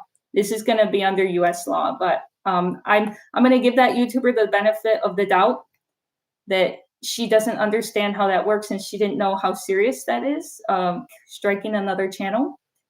But if it turns out that I'm wrong and it was malicious or she knew what she was doing, then we'll talk some more. But for right now, that's where it is. Sounds like jealousy. I don't think it was jealousy. I think she really doesn't understand that, yes, you can use clips from other people's videos if you transform them and you make commentary on it. It's even better if it's under 5 seconds. Usually you can, on YouTube, you can even use things from music videos, anime, things like that. And as long as it's under 5 seconds, you wouldn't even be copyright striked by even Disney, and they're probably one of the strictest. It's pretty ridiculous, but I do have a YouTube partner manager. So I was impressed actually with how quick YouTube got back to me about that. So yeah, but I was not in a good mood the last couple of days because of that, at least in regards to YouTube stuff. I was almost done with a new video that's actually the long form version of that short. And I'm putting it on the back burner for now until that's solved. Although I could put it out, it doesn't matter. It's just kind of put a sour taste in my mouth because I can't believe someone did that. I'll give you an example of how you can do this or how other YouTubers do this all the time and it's no problem. Do you know the YouTuber Matcha Samurai? He's a pretty funny guy. He made a video taking a clip from that same video that this other YouTuber just copyright striked me at. Anyway, Matcha Samurai made a video and he took a 4-second clip from the beginning of my video and then made commentary about it. That's 100% fine. Even whether I like what he said or whatever, don't like what he said, but actually I had no problem with what he said in the video. That's totally under fair use. Now imagine if I were either malicious or just stupid and didn't understand the DMCA copyright laws. It's like me striking his channel over that. You used 3 seconds and made commentary about a video. You can't, you don't have my permission. Doesn't work like that. Does not work like that. I would be in the wrong for copyright striking his channel. And maybe this is her first, the girl, all right, back to the girl, the situation. Maybe this is her first time ever doing that to someone else's channel. And she doesn't know, but maybe it's not. And if I were to find out she's mass copyright striking other people and she's done this to other people, we will move forward with this, but giving people the benefit of the doubt. But anyway, that's what's going on right now. There's a lot of stuff that happens behind the scenes that I think you guys don't really know about. And that's one, just putting that out there, but I'm not going to put her name out there because I don't want you to go to harass her. And, you know, maybe she didn't know what she was doing. But hopefully that will be something. My stepdad is a Japanese lawyer too. That's funny. Yeah, my stepdad's been in the videos too. He's a cool guy, and ironically speaks Japanese. So I do have some support behind me. If I ever have any issues, which I never have, so I'm kind of shocked about this, but I don't think it's really going to go anywhere because it's a frivolous claim. It's an absolutely frivolous claim. But what kind of frustrates me and a lot of other YouTubers is that it's just automatic. If someone wants to take that step as a YouTuber and put themselves out there and claim a video, they can claim it. This happened with Abba and Preach. Anyone know the show Abba and Preach, YouTubers? I watch them daily. I literally watch them daily. They had been copyright striked by another channel called Fresh and Fit like 20 times, literally just because the other channel didn't like what they said about them and used that as a reason to strike them. And that was totally out of line and potentially illegal. That can get your channel deleted. That can backfire on you. Maybe you were trying to get their channel deleted if you had a vendetta against them. But actually, if you abuse the copyright system enough and it's reported to YouTube, as I would if I found out that was the case, your channel's at risk. They might delete your channel, the attacker. But we'll see. I don't know if it's that serious. Gifted, all right, Teresa911 gifted 5 Oriental Pearl memberships. I really appreciate that. I'm feeling a little down right now. Fresh and Fit are clowns. Oh, I really, really don't like their channel. They're really low. I mean, the copyright strike thing that they were doing was bad enough on top of all the other stuff, but just that alone is enough to make them pretty despicable. Striking down other channels because you didn't like what they said about you is pitiful. Striking down other channels and making frivolous copyrights, I'm super against that. And now that it's happened to me, I can really feel for that. It's like, you got to be kidding. All right. Anyway, that was my rant about that. And that is getting back to our topic. So I already took you through the beginner stages, and then we talked a little bit about when you get higher and you can start doing some native materials, making that a major part of your learning. And that's the fun part. That's when it really starts to become a lot more fun, and you can do things for longer. You can study for longer. I'll sit down and read a book and want to read for a couple of hours because I'm enjoying it. And if it's in a target language, oh, even better. Like, you're just reaping benefits right and left from that. Another question. How does somebody even know if a portion of anybody's video you've ever used? Great question. Well, my personal opinion about that one, and why this woman, this YouTuber with 300K, she's Japanese. You probably never even heard of her. Not going to say the name, but you probably haven't heard of her anyway because her audience is Japanese. I bet a Japanese person that's a viewer of hers had seen my video. It got 5 million views, so that's a lot of people. They probably saw it and sent it to her, and she thought, "Oh my gosh, I didn't say you could use that. The video I put out publicly for everyone. You can't. No, not even 3 seconds. Copyright strike." She had no idea how that works. Yes, you absolutely can put other YouTubers' videos in your own video as long as you're not completely ripping it off. You have to make it has to be transformative. And for a 1-minute video to claim 3 seconds, pretty frivolous claim. Anyway, we'll just assume she's dumb. She doesn't know that. Or maybe she's not nice, but we'll see. I came across your videos when I was searching for what to do on my trip to Japan in October. Well, that's cool. I'm glad that people that are actually traveling to Japan are also seeing my videos. Chances are Pearl did a video and she literally just walked past the stream. Probably not. But, I had that issue. I told you last year, there were multiple accounts that were impersonating me on TikTok and literally took my videos from YouTube, put it on TikTok, stole it, put it up. That's a very different situation. That is what the DMCA copyright laws are there to protect YouTubers and creators from. Not this stuff. It's so strong. Like YouTube takes those videos down so quickly if you make a copyright strike because they want to protect the creators who are also actually having videos fully ripped off and taken from them. That's why it's up. That's why it's so heavy-handed. But actually, all I have to do, and I have already did, is put a counterclaim out. And unless someone brings up proof that they have sought legal attention for this, and spoken to a lawyer and have proof of that, and then if they don't have that, then it ends. Then it ends there, and the video is back up in 10 days. So we're gonna wait 10 days.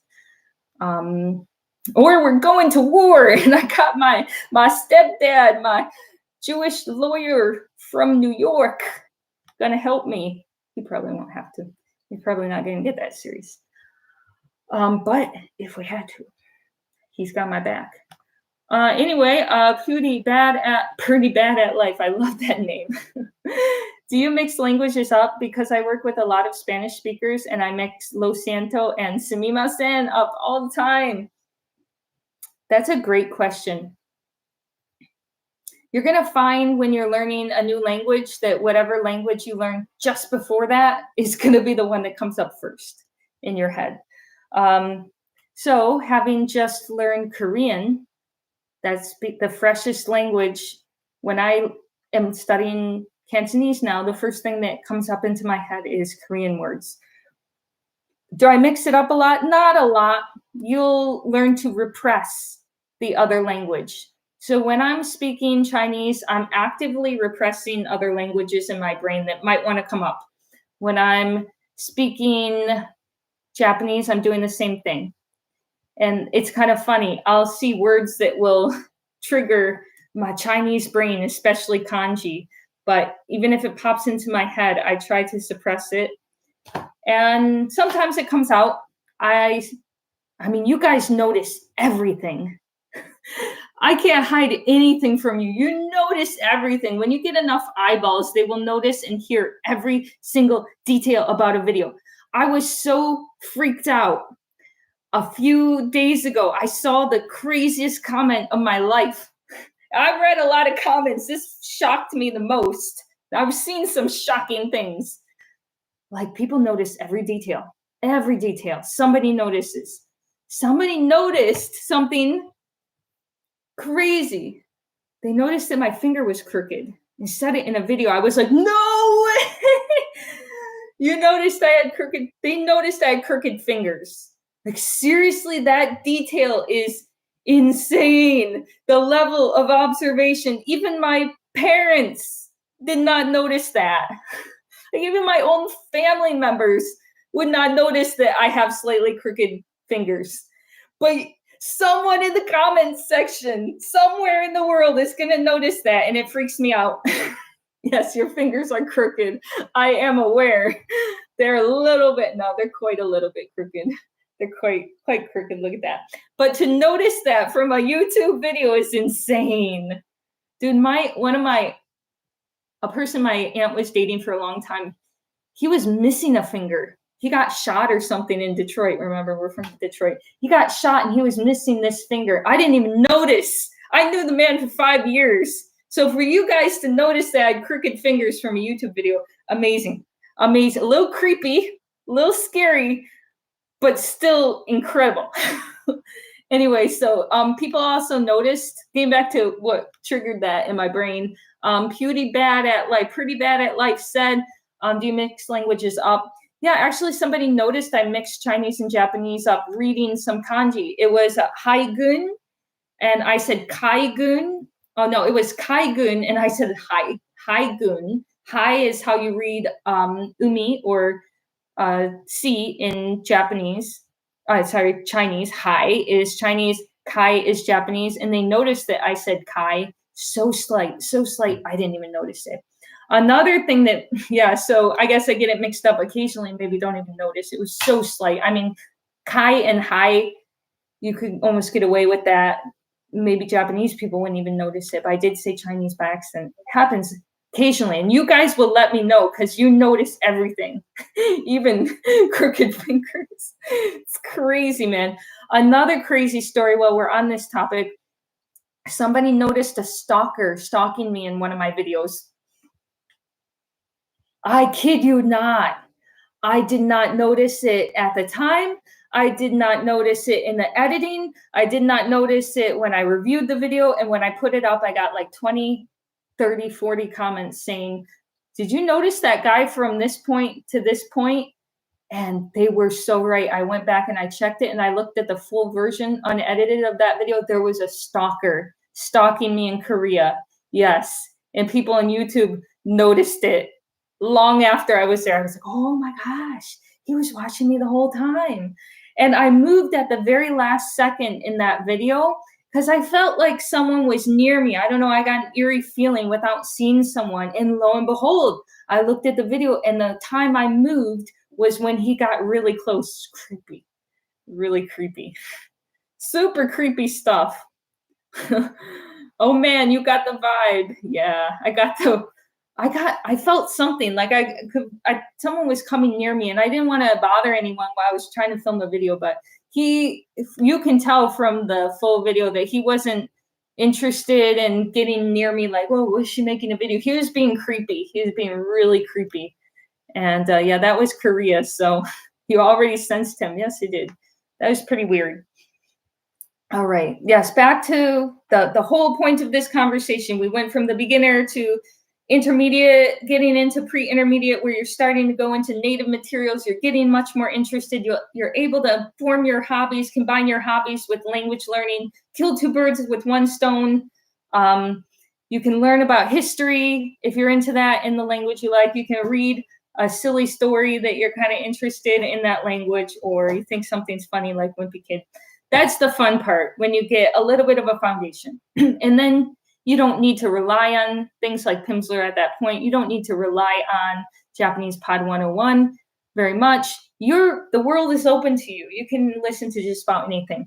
And when I'd say at intermediate, the teacher is still very useful. Once you get to advanced, then everything's open. You can literally study anything. You can listen to the news. You can watch documentaries. You don't need a teacher anymore at that point, though it's good to have some language learning friends at that point. So through this live stream, I've walked you all the way up. In my experience, for at least spending money, I spent the most in the beginning stages. Beginning and then intermediate, pre-intermediate, most of the money was spent on the teacher. And I wouldn't even say you need a teacher from day one. There's a lot of things that you can just learn from the learner's material, hiragana, katakana, what time is it, things that someone does not need to teach you. I would say it's most useful to study for 3 to 6 months on your own before you get a teacher. So at least you can walk into the door with, hello, nice to meet you. My name is, I know red, blue, green. What time is class over? Okay. You don't need to start from I know nothing on day one and pay $20, $30 an hour for a lesson. Not super effective. Do you watch anime? Yeah, I do. I actually watched something the other day and I counted it as my study hours because, hey, that's immersion.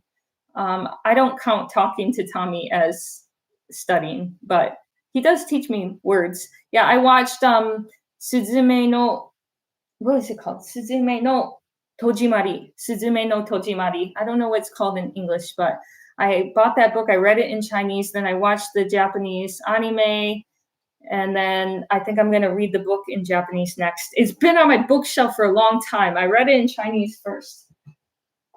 It's been sitting here for a long time, this one. That's my last one. That's the last Japanese book I have. I put a lot of stuff before that. And yeah, so I just watched this anime the other day. Not bad, a little childish, kind of silly with the chair.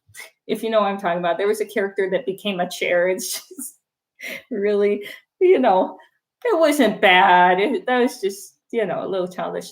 Snappy said, will you ever learn another European language? Also, greetings from the Netherlands. I mean, that would be a lot more time efficient, wouldn't it? I told you guys already, as I said earlier, it's going to take you 4 times as long to learn Japanese as it would to get to the same level in Italian, Spanish, French, Dutch. So, I mean, that would be smart to learn Dutch, right? Could learn it faster, much faster. But it's not on my list. Vietnamese is next on my list, which is actually ranked as a 4, not a 5. It's actually ranked a little easier than Chinese and Japanese. And even with my very superficial knowledge of Vietnamese, I can see why.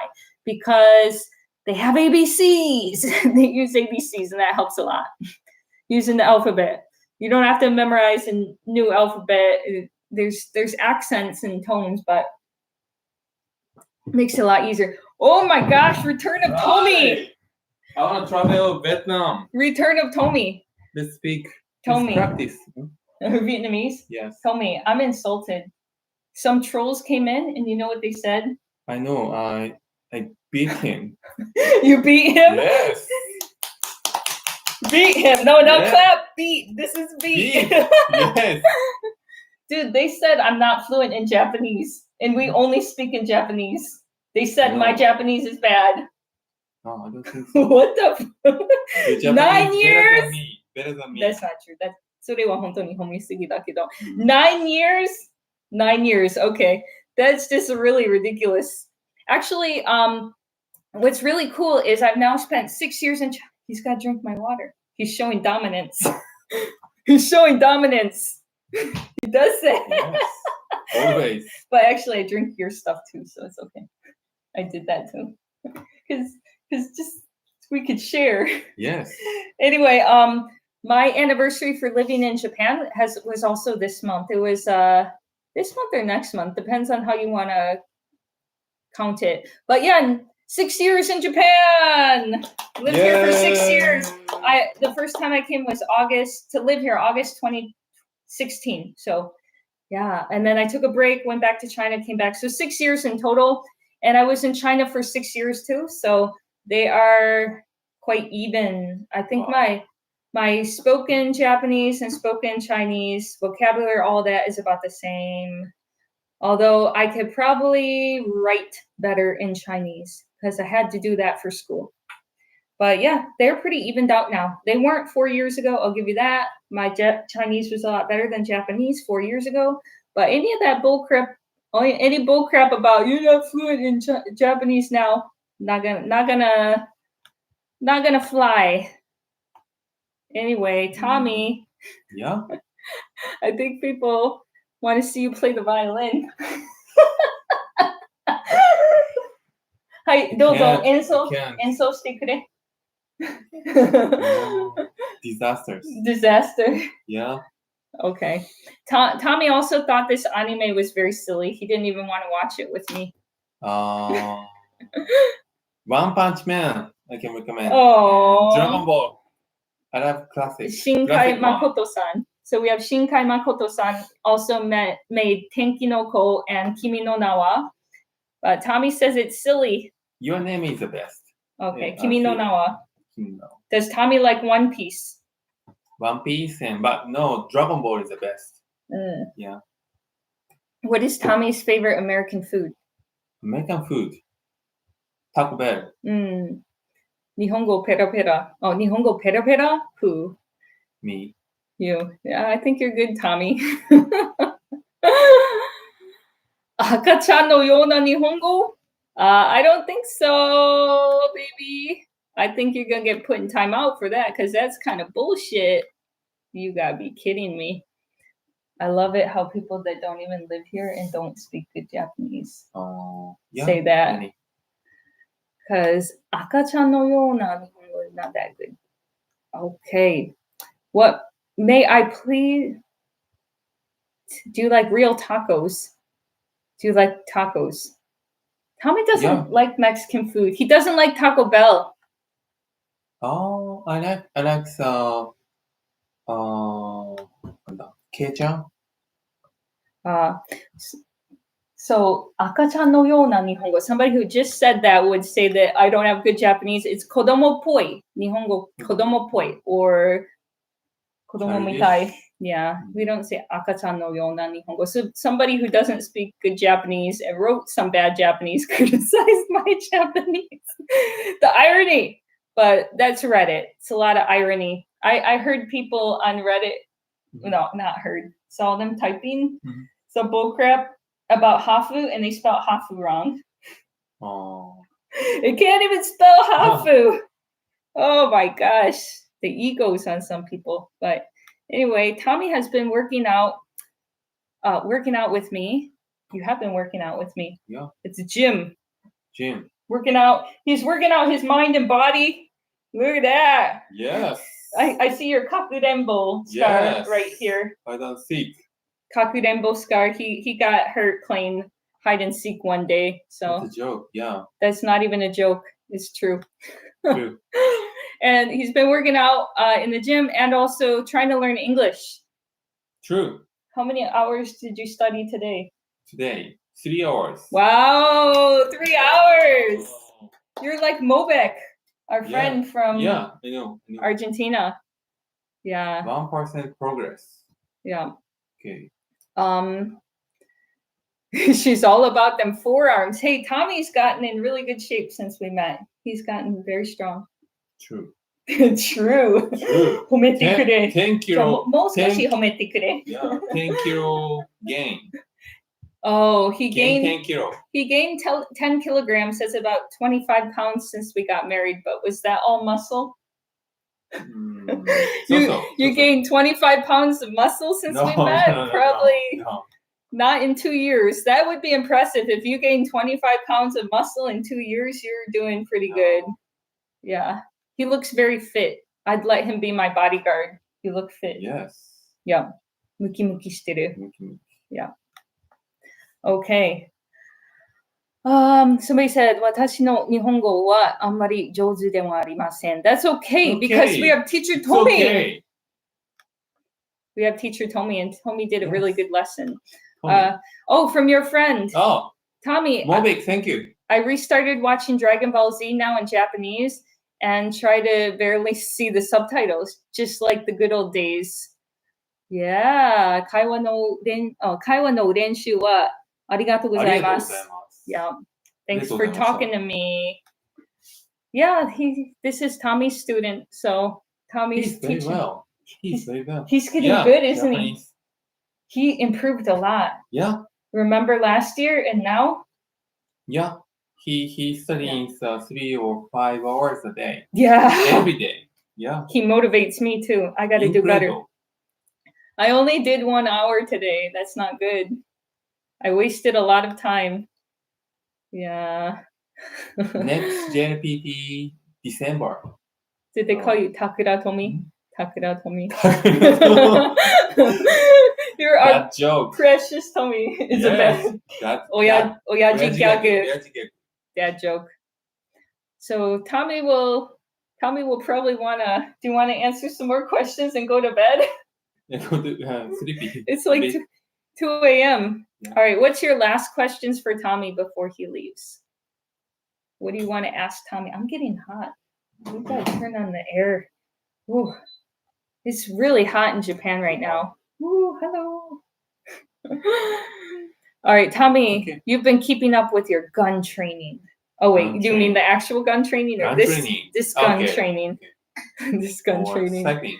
When are you going back to America to shoot guns? Shoot gun. When are you going back? I don't know. November? October? Can you help me pass N2? Yeah, sure. If you want to talk to Tommy, you can, but I'm going to warn you, there's no speaking component on the JLPT, which I think is such a joke. There should be a speaking component, but fair enough, the Chinese and Korean tests don't have it either. So Tommy can help you learn how to speak at an N2 level, but that's not going to be on the test. They're not going to criticize your accent or help you improve your spoken speed. Unfortunately, those things are not on the test, which I think they should be. That would skew the results a lot more in favor of Westerners and against Chinese students. Because Chinese students they don't have to speak good Japanese at all, and they can pass the test because they know kanji and they know how to pass tests. So I think it's a little skewed to be unfair, but what are you gonna do? Yeah. Tommy, record some good drama. Good drama. He's doing some pretty fun. Oh, Nathan's still here. He says, "How was the bath?" Bath. It's good. It's good. It's a bath powder. Tommy had a good bath. Tommy had a good bath. Good. I meant, is Tommy going to Navajo? No, maybe we'll get him out there. He's got the Navajo shirt. He definitely has a Navajo bath time. I don't like taking a bath. I like showers better, but Tommy, I love it. He loves it. He only uses the bath. All right, last questions for Tommy. We're going to take 2 more. Okay.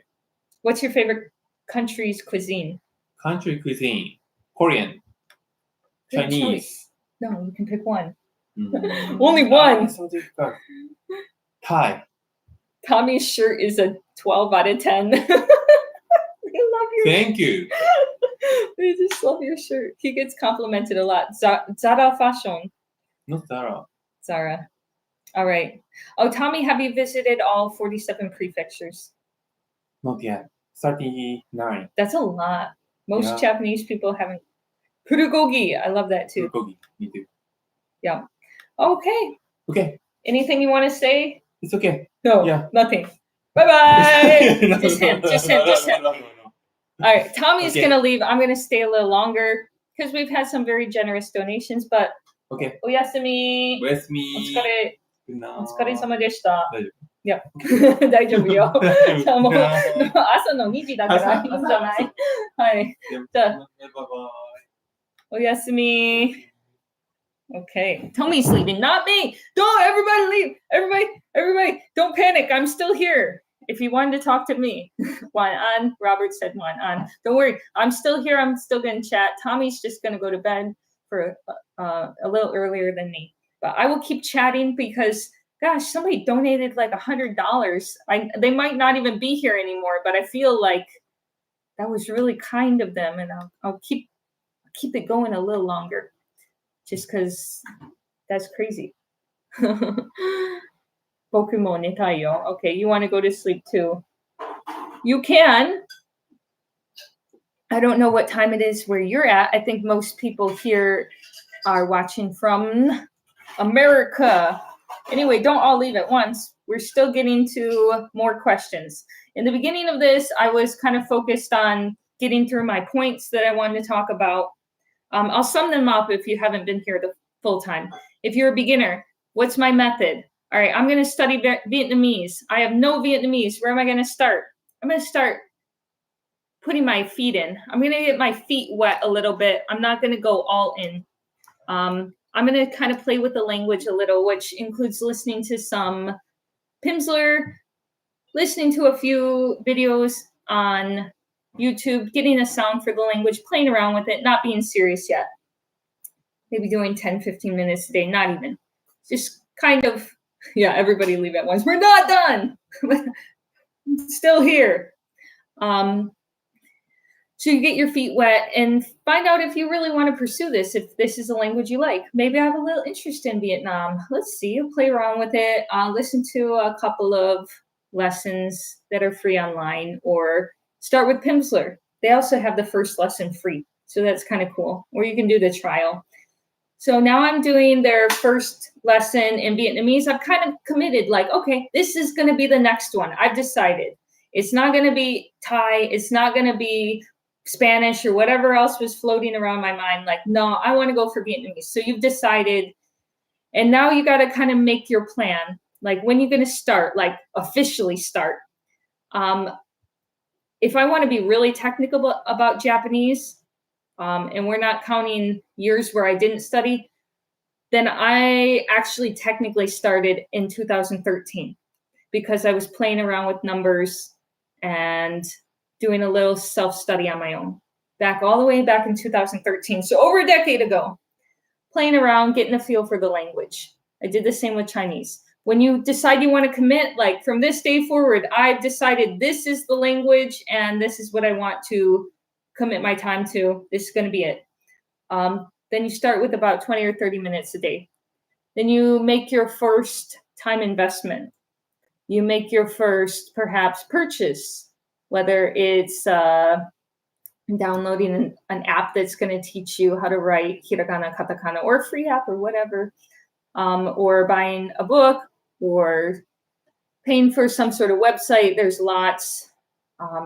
I really like Talk to Me 100% in Korean. I was really close to buying their access to their website, but they put so much out for free that I pretty much went through all their material without paying for it. But I would have paid for that one. That was pretty good. Monica said, your videos are always so enjoyable. Thank you for the content. And you look so much like my little sister. It's freaky. That's funny. Really? That's crazy. But I'll take it as a compliment. I'm glad I don't look like someone you don't like. That would be worse. Is Pimsleur free? The first lesson's free. There's a free 7-day trial. If you want to get your feet wet with it and see if it's even worth your time, you can. If it's something you want to pursue, if you really want to study that language, the trial is free and the first lesson is free. I even downloaded their Vietnamese lesson for the first lesson for free. Anyway, so you committed, this is the language you want. Then let's say it's Japanese. I'm going to recommend that you get yourself a gridded notebook with a sharp pencil, a mechanical pencil, so you can start using that to write hiragana, memorizing the words. You'll go through. I always know the first words that I'm going to need. How do you say hello, good afternoon, good evening, nice to meet you, things like that. I'm now on this for the 4th and for Vietnamese the 5th time. The 5th freaking time, I kind of know what you need to start with. And it's going to be your basics. I always do greetings, couple of countries, couple of things that are close to my life. Things like study abroad, what's my job, what's my country, what country are you from? You can start there. Then I move on to colors. I move on to getting a few animals, a few fruits, how to form basic sentences. Where is blah, blah, blah? How do you say blah, blah, blah? Things I know are going to come up by the time I get my tutor. So for the first 6 months, I'm usually doing it by myself with no tutor. I'm preparing for the tutor. So you can get yourself a Wanikani app or something like that to learn basic kanji. If you want to do that, if you're just interested in speaking, that's fine. But you will need hiragana, katakana just for basic memorization. Start your database. This is the point. From day one, you start your database. I don't care if it's Anki, totally fine. Use Anki. Or if you want to use a Word document, as I did, because Anki didn't exist, Excel, whatever's easy for you to search. You're starting your list today. Every word you've studied from day one, you're writing it in the list. You've got your kanji or hiragana, katakana, the English meaning, and then the romaji. Every single word that you've ever learned. And you'll start accumulating a list that gets quite long. You can do that in Anki as well. But I think it's important that this deck is personal. It's your deck. It's the words you've encountered. You made it. And making it is also really good practice. So you're doing that for 30 minutes a day. Maybe it's Pimsleur. Maybe you're putting the Pimsleur words into your Anki deck, your database, learning how it's written, memorizing it, getting it cemented in your brain, and reviewing through the process. You're going to do this for 3 to 6 months. And once you've got some foundation, then you can start looking for a tutor, or you can move on to a language exchange partner. Once you've gotten more foundation yet, then you can start moving into things that are made for native children. Probably not native adults yet, native children, simple stories. Disney is a great place to start. You know the Disney stories. You watch them as a kid. The old ones like Bambi, Snow White, not super entertaining, especially for you gentlemen, but they're really easy and you'll probably understand them in your target language. So that's a great way to start with media, and then build yourself up. Take notes while you're watching those TV shows or those simple cartoons. Put those words in your deck, look them up, stop the movie, stop the TV show, write it down on a list. When the TV show's over, go to that list, put it in your deck. All important stuff. And that's how I got a 200-300 page document of these words. Mine is really long. Sorry, what is the name of hiragana katakana learning app? Gosh, just about anything will work at this point. I've heard a lot of good things about Wanikani for kanji. But by the time I started learning Japanese, I already knew kanji, so I didn't need it. But I've heard really good things about wanikai. Not something I personally use, though. I never forget anything I learned in a kid's song. Well, there you go. The kids' materials and folk tales and graded readers are a little bit hard in the sense that they're not very entertaining. The main thing is you got to like to do this. You can't be drudging through it and I hate every minute. If you're passionate about anime, you're passionate about it, that's going to fuel you. The hard part is getting to the point where you can start to understand those anime that you love. Start with something that maybe you don't love so much, Tonari no Totoro, and work your way up. Because I think Tonari no Totoro is something that even beginners in Japanese can get a lot out of. A lot of you can understand 50% of that if you've studied 3, 6 or more months of Japanese. But watching One Piece, Attack on Titan, it's freaking hard. It's freaking hard. Like, if you understand that, even 50 or 60%, you're pretty dang good at Japanese already. And that's no easy level. That's no easy goal. If your goal is to watch a show like that with no anime, just understand you're committing to learning the whole freaking language.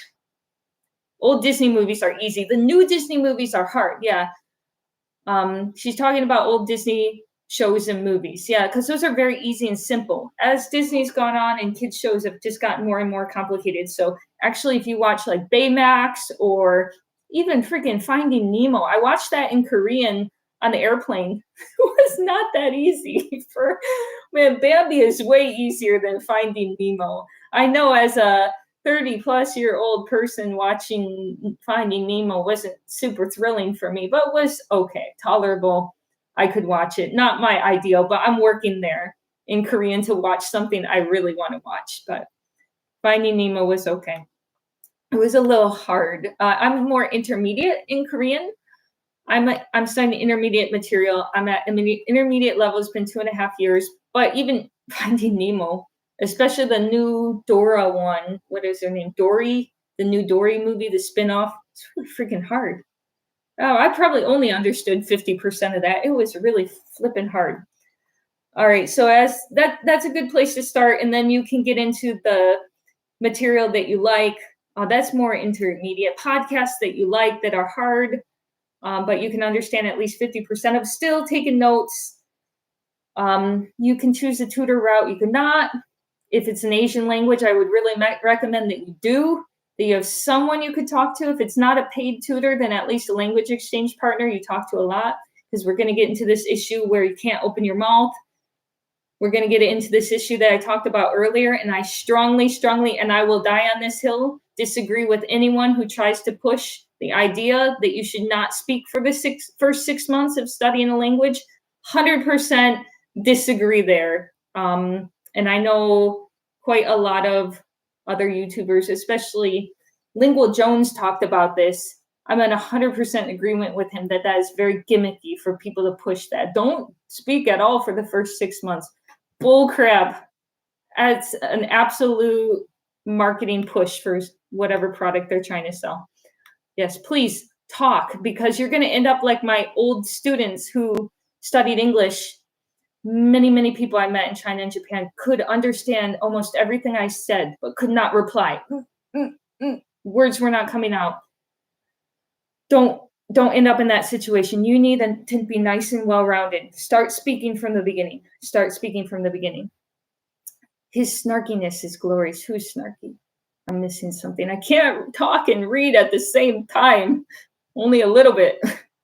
Snarky YouTubers pushing something that's bullcrap, and they probably only speak one foreign language themselves, and it took them 10, 15 years to do so. I don't know who we're talking about there, but somebody, probably multiple people, to be honest. But anyway, I really like what Lingual Jones said. Oh, he's snarky? I mean, he's an academic, but I don't find him snarky. I found him rather pleasant, but if he rubs you the wrong way, he rubs you the wrong way. But his advice on that was very golden. I was like, preach, man. Who is telling people not to speak for the first 6 months? I'm glad someone with a PhD in linguistics is talking about that and said what I have been thinking the whole time. I'm just going to use Google Translate. That might not get you too far. Anyway, we've gone through, and then when you're at an advanced level, you don't need teachers, you don't need anything, you're on your own. I'm still actively studying Chinese, Japanese, even though it's been over a decade. There are still words I don't know. There is still improvement that can be made. There's improvement past fluency. Don't think you're done. It's a lifelong effort, and I think my friend Mobik, who's been here for 3 hours, you're champ, or 2 hours, 2 hours and 20 minutes. I think he understands that it's a lifelong learning process. You're always going to learn new words. You're always going to learn new phrases. And I do too with Japanese, and I'm always improving my pronunciation. And if you looked at my videos from 4 years ago, there's been a lot of improvement made. So don't let anyone tell you that if you have an accent, you're stuck with it forever. You can't improve on your accent. That's not true. And I certainly did not speak Chinese very well when I first started learning. And little by little, I polished it up. And I did the same exact thing again for Japanese. And I know my Korean accent, there's a lot that can be improved, but do not think that you're stuck there. Don't let anyone tell you that you spoiled yourself because you started speaking the first 6 months. No, you can polish it up over time naturally. And as do children when they learn their first language. They don't come out speaking well. They speak very babyish and funny and cute. And you will too for a while, but you're not stuck there unless you want to be stuck there and don't try and improve. But if you're actively trying to improve, as I am, you will improve and it will be seen. So I would really like to do an interview with this woman that I talked to 4 years ago in Japanese. It's on my channel, really old video. I want to compare that video to my Japanese now. And if you know what you're listening to, which I understand a lot of people don't that are going to be watching this that are American, but if you know what you're listening to, the difference is night and day. The difference will be night and day for how I spoke 4 years ago to how I speak now. So always improving. Hey, it's amazing to see how far you've come. I was here when you were near 100K subs, doing the Kit Kat videos in your shared room. Yeah, I love to see the growth. Yeah, thank you. Lots of growth, lots of improvement. And yeah, I'm excited too. So I would like to hear from everyone out there as well. I'm going back through. DJ Cliche Darkness said, Mandarin scares me because of the intensity of the tonal aspect of it. Mandarin is not the only language with tones. Cantonese has it, Vietnamese has it, Thai has it. It's a little intimidating. Not a little. It's intimidating at first. And I'll be honest, my tones were not solid in Mandarin. That was the hardest thing when I began. In 2012, the tones were the hardest thing. And little by little, correction by correction, over time, it is possible. You can overcome it, but you do have to work very hard. I'm not even solid with the Cantonese tones, and I'm now 6 months into it. And I'm like, I don't understand the difference between number 4, 5, 6. They all sound kind of the same, 4, 5, and 6. Yeah. I know that native speakers will hear through it for a while. DJ Cliche Darkness. Step by step, it will be acquired through time, but it's not something someone can just explain away to you. That's why I really do agree with the idea of acquiring language, not trying to cram grammar into someone's head. So ridiculous. Acquiring language over time, they can explain to you that this is the first tone, ma. This is the second tone, ma. Third tone, ma. Okay. Sorry, second tone, ma. Oh, it's 2 a.m., you guys. They can explain it away to you. The fourth tone is ma. The first tone is ma, ma. Second tone is ma. Third tone is ma. Fourth tone is ma. All right, I can explain that to you for the next hour. It's not going to click. It's not going to click until you use it and acquire it and have heard it enough times that you're like, oh, yeah, actually, Beijing and Beijing sound completely different. Maybe they don't to you, but to me, I'm like, two different words. One is Beijing, the city. The other is background. Like, what's your background? 你的背景是什么呢? You can hear the difference. Maybe you can hear it when I really emphasize it, or different words. I like to use that as an example because it's cities you can recognize, or Shanghai and Shanghai. I found your channel when you collabed with Xiaoma. You are mistaken. That was not me. We have never met. I have never been on his channel. Funny enough, that's how the first 10,000 people found my channel. There was a mistaken identity. Skittles, I'm telling you now, I've never been on his channel. I know all us blondes kind of look the same, but that was a different girl. No joke. Her name is JJ Says, if you want to look up her channel. But I told her, and we laughed about it, that there was mistaken identity. Somebody said, mama, ma. Mother scolds and horse. Yeah, mama, ma. That's clear as day to me when I hear it, but it was not that way in the beginning.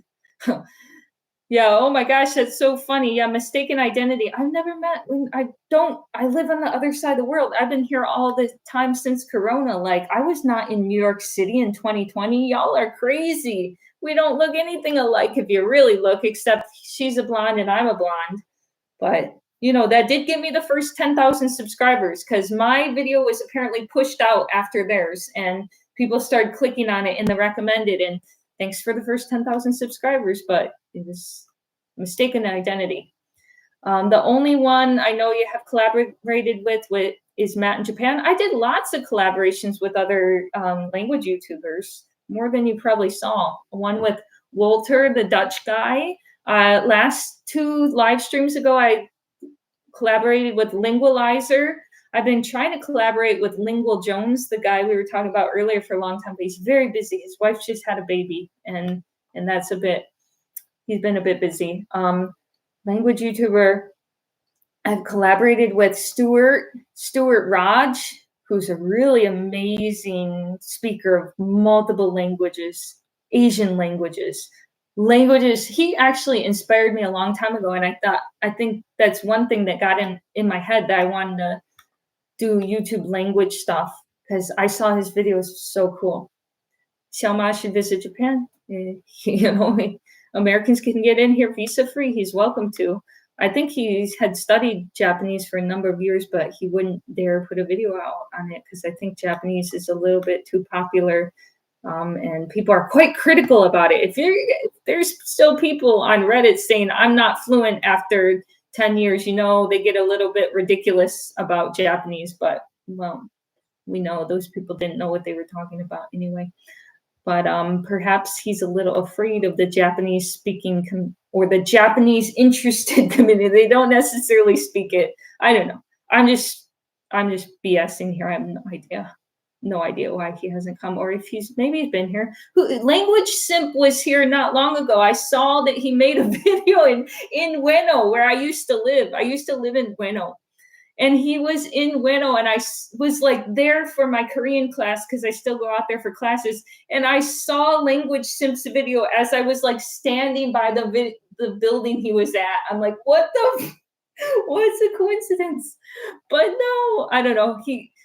He's probably not even here. That was probably weeks ago. But I would have liked to meet him if he had reached out to me. Language Simp, he's pretty funny. He's a young guy, but no, it didn't get a message. That's okay. You know, people come here and they're quite busy. They got their plans, and I'm just another stranger on the internet, honestly. I'm just as much of a stranger with these people as you are. Have you been invited on Japanese TV? I'm thinking of Atsugiri Jason or Dave Spector. I've been on Chinese TV, but haven't been invited on Japanese TV, and I don't think I would be because my audience, at least, is not Japanese, and I don't want one because, to be honest, number one, it doesn't pay very well. The YouTube views on Japanese videos doesn't pay very, very well. It's like $8 or $9 for 1,000 views on an American view. 1,000 American views, it's like $2 for Japanese views. So if it paid more, I'd probably be motivated to do it. But No, they and then I'd lose my privacy. I like walking around Tokyo and nobody who knows who I am. It's wonderful. And nobody tries to find out anything about me. It's wonderful. Keep it that way. If Japanese people know my YouTube channel, it's going to be a problem. I think it's not worth it. Mobek said, "Do you laugh as well, like a little kid, every time a word in a different language means an insult or a body part in a language that you're learning?" Oh, totally. And it's you can't explain it to other people. It's not funny to them. It has no meaning. It has no meaning at all to them.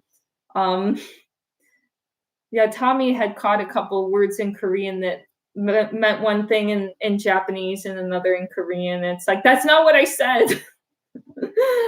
But yes, totally. I know what you're meaning and I know what you're saying. And I found that in the language school, like one person from Indonesia would say, wow, you know what that Japanese word means in my language, blah, blah, blah. And we're like, okay. And only the Indonesians were laughing. It doesn't work, doesn't translate well. It's only funny if you know both languages. You are gorgeous. Thank you, Justin. Hey, I appreciate that. You can stay here. You can sit next to me. All right. I see a lot of people are still here. I'm trying to do these more consistently so that we can get, some.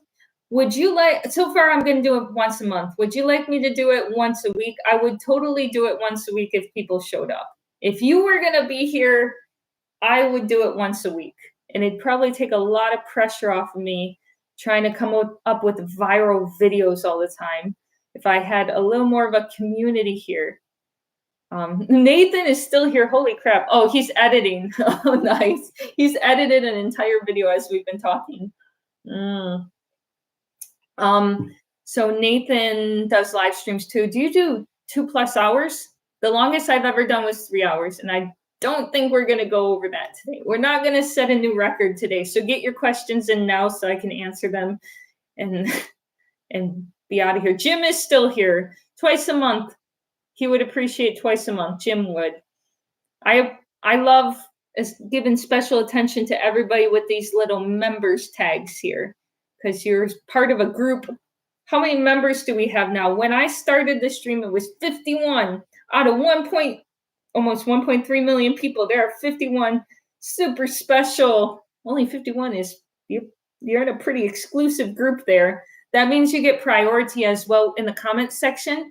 I really want to talk to you and answer every single one of your comments. The people that care, that actually subscribe, that show up, that are some of the first people to see a new video. And unfortunately, you get washed out because all these, fair weather friends come in, they watch, fair weather viewers. Oh, that was cool. They leave a comment, they never come back. And they waste all this space, not waste, but they take the attention away from you guys that I would like to give to you. But if you are a member, you do get priority in the comment section, meaning I will answer every single one of your comments, as many as you leave. You can even send a message, hey, Alyssa, how are you today? And I will respond to it because I'll see those. I can sort them much easier than the other comments that get lost. We have a new member. DJ Cliche Darkness is part of the member group, and you get access to all Tommy's lessons. So I hope you like them. I'm going to put some more out. It still says we have 51, but I know somebody bought 5. I'm going to have to do my math here. Oh no, we have a lot of new ones. Okay, I'm going to say 51, 52, 53, 54, 55, 56, 57, 58, 59, 60, 61, 62, 63, 64, 65, 66, 67, 68, 69. Great number. No, that's not. It's too late. You know what? I couldn't even count last time. I re-listened to my live stream and I was so tired. I was like, 52, 54, 56. I couldn't even count. But I think we're at like 68, 69 right now. And that is better than what we started. So thank you to everyone who joined. Monica B, Nicole, Sarah, Vern Wright, Rich Productions, Rachel Hassam, Hugh James. your picture is hilarious, Hugh. DJ Cliche Darkness, Jack Travis, Bill Singer, Aklo Cucumber, Sabo Saba, Casual Flipper, Super Viral, Joe Piano, Primley, David Teekman, I'm giving you all the attention, Lighting Puppet, and Juan Hernandez. Welcome to the group. I'm so happy to have you. And we're growing that group. Oh, and you're also invited to the Discord. Anyone who became a member, I just posted the private, secret Discord group that nobody knows about.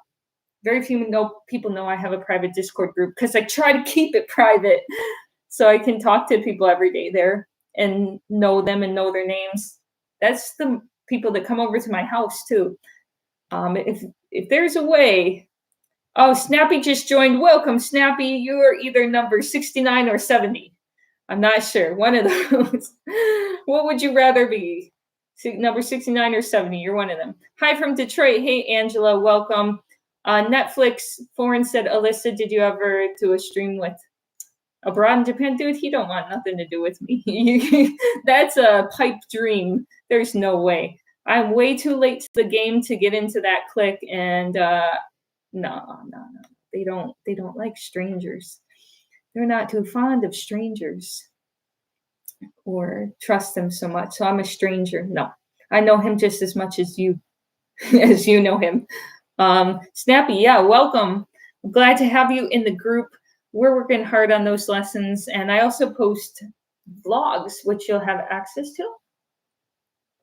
Hello from Malaysia. Senpai, holy crap!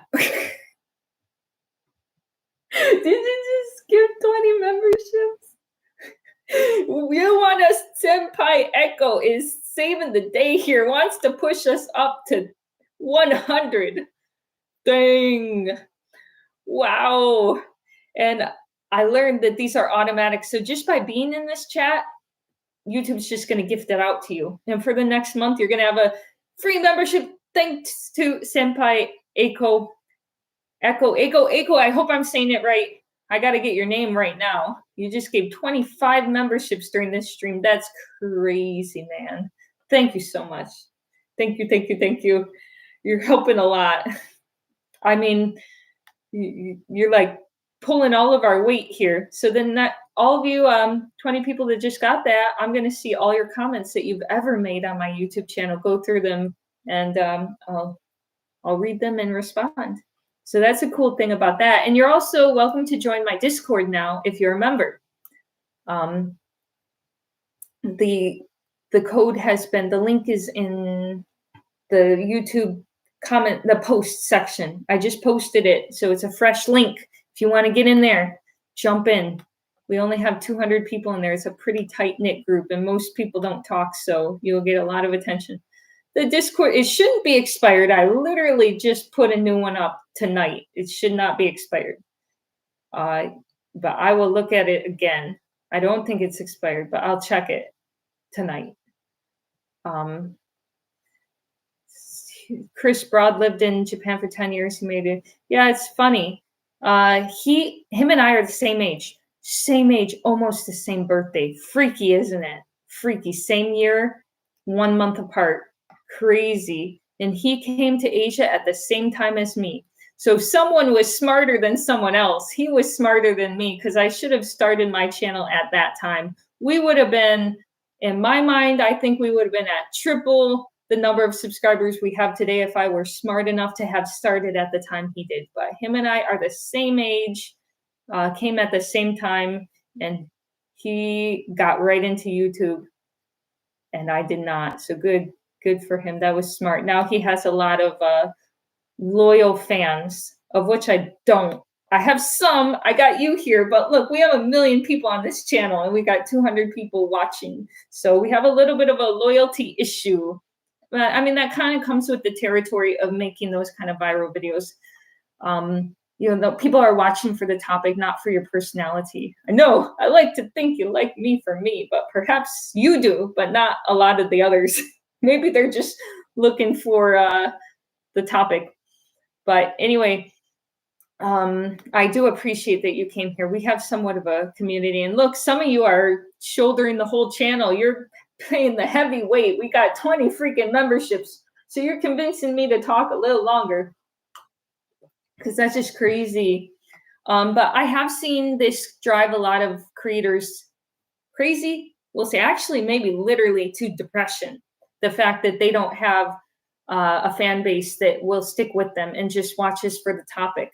Specifically, people that make the language reaction videos. I'm going to give some examples and correct me if I'm wrong, but I do believe they said in several videos, I know 2 for sure actually said they got depressed because of YouTube. It really had an impact on them. One was Frankie Light. Frankie Light did a couple viral videos a few years ago, speaking Yiddish, speaking some Chinese that he had taught himself, basic phrases, things like that. And he really blew up. And I think he filled in that void that Lao Shu left after he passed away for Black guys speaking languages. And he came in there, and then it just kind of collapsed in on itself. And it was over as fast as it had begun. And he had worked up to 300,000.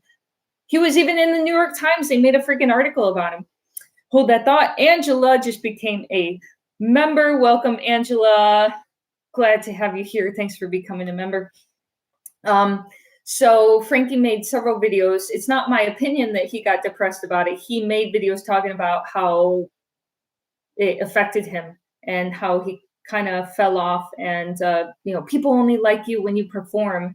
I watched a lot of his stuff about that because I wanted to know if other people were feeling that pressure. I have felt that before, not to that extreme, but when you kind of start to fall off and the ship is sinking and you realize they didn't like me for me, they just wanted to see the funny faces. Oh, why? Yeah, I've felt that before. If Frankie ever sees this, I have felt that. And that's why I found your video and was watching those, because I was like, it's true. Other people feel that way. The last guy I talked to, Lingualizer, who was on my stream, he also, same thing happened to him. Maybe a lot over a longer span than it happened to Frankie, and he got his channel bigger. But in the last couple of months, people kind of abandoned his channel and it just imploded, and he was really depressed about it. He's like, what now? I literally quit my job to do this. And I mean, it's kind of reassuring to me in a sense that, like, oh, I'm not the only one that feels that way, like the world is collapsing in on itself, or people don't really want to watch me. They just want to watch the crazy faces or something. But I like to think I have a little more loyalty, and I think it comes from showing a little more of my personal life and also doing a little more variety of videos. I have done some documentaries, and that help to vary the content and things about my life, putting my wedding up there. So I like to think I have a little more loyalty than, let's say, them or someone like Victor Talking or Ryan Hale. We could go on and on and on, because they literally just are putting the whole weight of their channel on that reaction content. And I don't think that people are watching for them. And I've seen anytime Victor from Victor Talking does a video that's not reactions and he says, okay, we're going to talk about language learning methods now, the difference in views is painful. And I'm like, I feel that. I feel my brother. I know they're terrible at these SOB. No, they're not. They're just fickle viewers. And I can honestly say that anyone watching this video right now, you are not one of them. I'm not talking about you on my channel at all. I'm talking about the come and go viewers. If you're here watching this, you care, because you wouldn't be here if you didn't. If you didn't care about my life, you would not have clicked on this. So not you, but the others, the other people, the other fickle fans. But that's how it is. How do you think it gets big so fast? Like, it's because of you? No, it's because the entertainment or whatever topic, you scratched an itch that people had. And that's about all they wanted you to do. They didn't necessarily like you that much. You just scratched an itch that they had. Okay, Senpai again. This is a different Senpai E. This is Senpai E, gifted 55 euros. Woo-hoo-hoo. You're amazing. You're amazing. Look at this cute little dog. I love it. Shiba Inu. I want a dog. Oh, thank you so much. I like that it's pink too. This is very cute and customized. It's getting fancy. And you're a member. And Robin Craftman also became a member. Welcome to the club. Man, you guys are going to have me up all night. I don't know. Shall we keep going? Well, now I should keep going, and I'm still feeling energetic. So as long as I'm not disturbing Tommy, which she sleeps pretty good, I think we should be okay. I'll keep going. Yeah, but I'm new and I love your personality. Linda, thank you, Linda. Thank you. I appreciate that. So sometimes it's funny. You can make an extra $500 from a video or something, but it means more. Literally, it sticks with the YouTuber more and it sticks with me more when somebody sends like a $5 super chat. I remember that more, and it's more encouraging than literally getting $500 more from ad revenue. It's almost like that's a drop in the bucket because it doesn't have any meaning and YouTube is giving it to me. But when a person, even if it's $5, I'd rather have $5 in a super chat than literally $500 in ad revenue, or at least that's it. It has more impact. It's kind of a weird thing. It's like the reverse of the hate comments. You remember the hate comments, the one hate comment more than 100 compliments you got. Well, you remember the one $5 donation more than the $500 you got from ad revenue or whatever. It's weird. The human brain is a weird thing, but it is true. So I truly appreciate anyone who's ever given a super chat or donated to the channel, because I know last year I checked and that was a pretty small group of people, but it was very meaningful. And I don't tend to push it like I barely have live streams, so these chances are far and few between. But when people show up and they show support, it really does mean a lot. It does mean a lot. It's crazy. And I'm not even like pushing you to do it. You're just doing it because you did it. And that's pretty cool. So thank you. Is YouTube the only place you stream, Alyssa? Yes, it is. And I think for the time being, it will be. I mean, Twitch or something in real life would be cool. But as I talked to Nathan about, we did do a Twitch, a live stream on his channel in Chinatown. And you know what? Everybody was asleep. And there was like some people in the chat, and Chinatown was closing. It was like 9 p.m., getting close to 10. They're done. It's over. There's not much more. And it's really hard to work with that time frame. So if I were to go outside right now when you're awake 2, 3 in the morning, first of all, not a cool time for a female to be walking around. Just saying, you can in Japan, but it's a little seedy, especially in Shibuya. And I mean, who am I going to talk to? Like, what's open? Can't do any Chinatown videos or anything. That's all closed. Joe Mengi just said, here for a good memory. Thank you. The $5. You know what? That really does stick. It's so crazy. But Joe, that actually does mean a lot, because I don't want to get to the point where those other YouTubers were. I want to remind myself that, hey, I do have people that care about my channel that will literally watch everything I make. And I think that's pretty special. And that's what I want to focus on more. If you were to ask me what the next video is, it's going to be really hard to answer, because it was going to be that train video. But if you heard the drama from earlier, the short version of that video, somebody copyright striked it, and it's going to take 10 days for me to get it back up. And in the meantime, I'm just not quite in the mood to put that full train video up there. So when that that frivolous copy strike claim is gone, then I will think about putting that up there. Questions. Just try. It does say it's expired. No.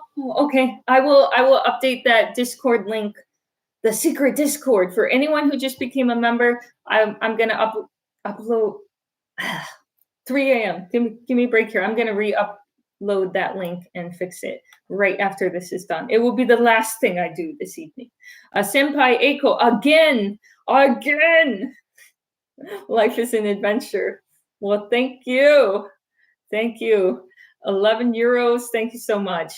I really appreciate that. Like, people do the heavy lifting on this for sure. You guys do the heavy lifting.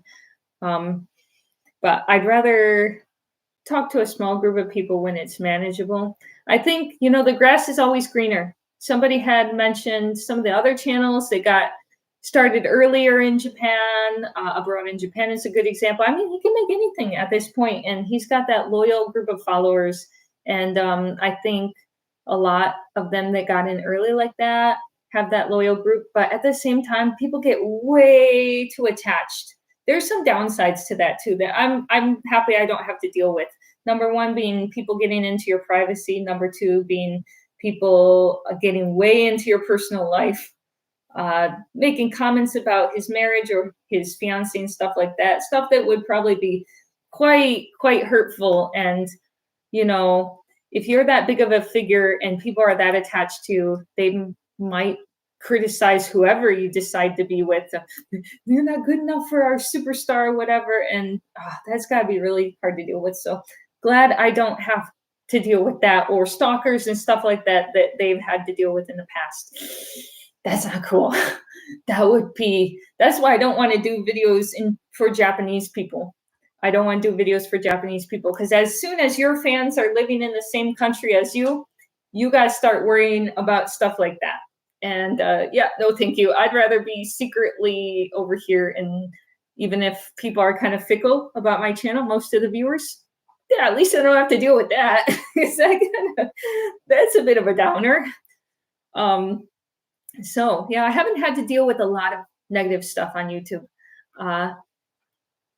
Yeah, I haven't had, and Connor. Oh yeah, Connor. See, yeah, he's another one with a very loyal type following. Seems cool. Like that seems cool to me. I'm like, in one part of my mind, I'm like, oh, I wish that my fans were like that, super involved and watch anything I make.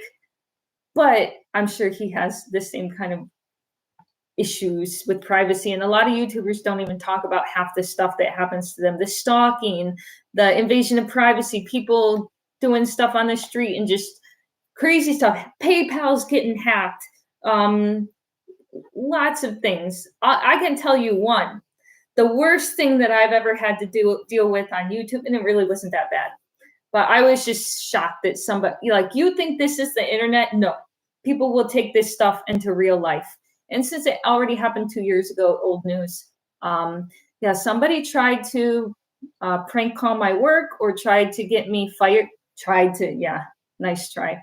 Tried to tell my office that they should fire me. That was like 2 years ago. And that was all from a Reddit post. That's why I'm starting my own Reddit, by the way. We got to turn the tide here, because all it takes is a couple of bad eggs to try to cause some trouble to some really bored, pathetic people. But they did try to do something by calling my office. And that's about the worst thing that I ever had to deal with. And it really wasn't much. It was just annoying. That was about it. But I can't imagine if you really have such a huge following around you, like a cult-like personality or cult-like following. I'm not saying that in a negative way. Just fans are really attached to you. They want to know everything about you, the details of your life, where the details of your life are your content. Then I'm sure they dealt with a lot more than I did. If that's the worst thing that ever happened to me on YouTube, that's pretty tame, because in the end, nothing happened. It's just annoying. That's about it. But YouTubers have had people find their addresses and then they move and stuff. Like, it goes on and on and on. So yeah, if nobody really cares about you, at least you got that going for you. Like, at least you don't have to deal with that. Anyway, we got 103 people on my Reddit now. That's cool, because it was only like at 70. That's free, by the way.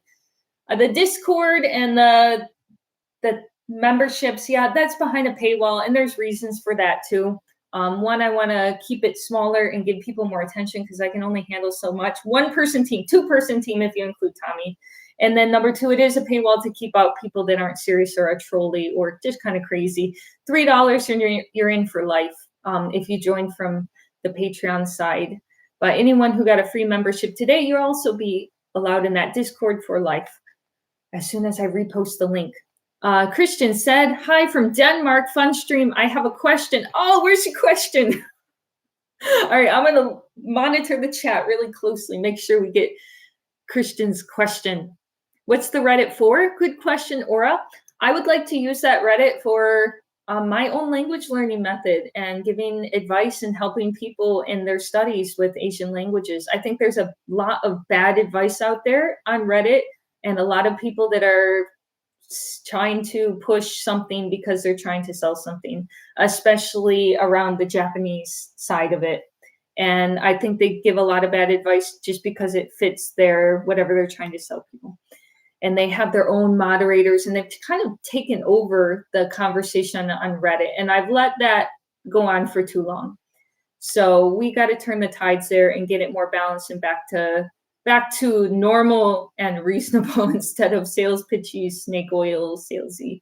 And it just shocks me too how much influence that even what YouTubers say have on the way a lot of people think about language. I mean, you'll never hear anything about pitch accent, and it's not talked about outside of YouTube. So when I hear even other YouTubers talk about it, they have nothing to do with Japan. I'm like shocked. I'm like, wow, you got that straight out of YouTube, because this should never have been introduced to you as a major point of Japanese. So yeah, there's some things I want to turn the tide about that I think should not have been shouted as loud as they were, because they were just not super important and quite gimmicky. Yeah, but there it is again. You know, I'm not dictator of the world, so you can go in there and talk about what worked for you. And if you don't think you like whatever I used, that's fine. You can talk about it as long as you're respectful and reasonable in there. Then that's no problem. I want to have a discussion. Oh, Akambo. There you go. Oh, this guy's back. Oh my gosh. All right. You have gotten yourself a Akambo. All right. Yeah, so he's gotten himself a permanent ban. I'm having trouble going through at 3 a.m. Sorry, as there's thousands of messages. He tried to say it's a combo. You said Agachan because it's 3 a.m. Daha, got you. All right, we'll just get this loser off of here. Probably from I wonder where. Anyway, forgive me if I'm annoying, but where may I find that Discord link? I'm gonna repost it. It's gonna be in the that's even worse if you said Akambo no Nihongo. That's really shitty Japanese. Even worse than I thought. I was giving him a lot of credit. He said Agachan no yona Nihongo. Akambo, barely used. Very dumb. Very dumb. Probably got that from a random Anki deck. Anyway, the Discord link will be posted on YouTube members only post. I'm going to post that right after this is over.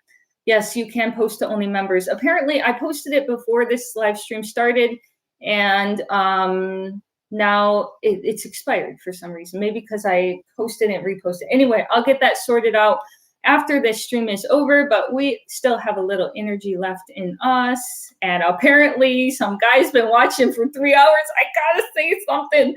You got Senpai recognized me. It was a combo. I see, I'm good. Oh my gosh. It's so silly, man. It's so silly. But I think that's one more reason we should have more of a presence on Reddit, because there's a bunch of really pathetic, chronically online losers. And let's make it a little more balanced. Let's make the conversation, especially around Japanese, a little more balanced and less silly. Anyway, yes, it is 3 a.m. I am getting very tired. I'm trying to keep up with as many comments as I can. I think I'm doing a pretty dang good job for considering we started at midnight and it is now 3 a.m. But yeah, we're going on 3 hours now. But anyway, I will continue for a little bit longer. He spelled all of this time out on his blood boiling. He loses the battle. We should thank him for his watch time. You know, we don't know who that person is. Maybe they're really going through something. We don't know. Like there's a loneliness epidemic out there. I watch a lot of videos about the male loneliness epidemic and people trying to find their social life online. So let's cut him some slack and I like to assume the best in people, you know. I try to assume the best, but it does get a little bit silly. Why are there haters on Polyglot? It's nothing new. Any channel, I mean, look at how many millions of views this topic gets. It's not anything that happened recently that people will criticize polyglots in particular. I don't think it's new. I think it's a popular genre. And specifically within the Japanese community, on Reddit, I know that people that are selling programs go out and they have their employees or whatever, or their moderators or people that work for their project go out and talk bad about other YouTubers. It's kind of their job to go through and say this person's bad, that person's bad, and that's why you should believe in me and my method only and pay for my stuff $500 per session. Thank you. $500 for the course or whatever. That's very, very I'm not going to swear, very crappy behavior. It's now Sunday officially, so we're not going to swear on a Sunday, but that's pretty crappy behavior, and I've let that go for way too long. Tired of it. We're going to turn the tide. So anyway, slowly, I got to think of more of what I can do with Reddit. Right now, I've been focusing more on TikTok. My TikTok is finally growing, so that's cool. Do you like strawberries? Yes, love them. But my favorite is definitely watermelon. I want to become fluent in a language, but I can never get over that barrier between beginner A1 to B1 and proficiency. Do you have any advice?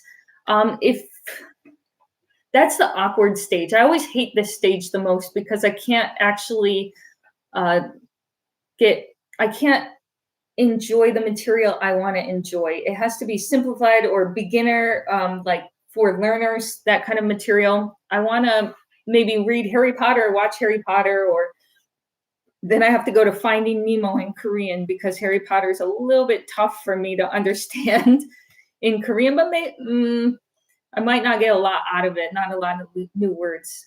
How do I get over that? More learner material, more vocabulary, going through like the 2,000 most common words in that language, getting something like, and I don't love this, but it does work for these purposes, getting something like a tangocho and just getting your vocabulary up another 1,000 words makes a huge difference. And then you can finally start to get the material you want. But I always take it down a level. So ideally I want to read the Harry Potter books, but I'm not quite there. Okay, we'll settle for the Wimpy Kid. And that's how I kind of get through that awkward stage. But it's my least favorite stage of language learning. So I'm with you on that. Mr. Amigo said, try $10.45. Try. Hey, try. What is it? This is such a cool sticker. This is cool.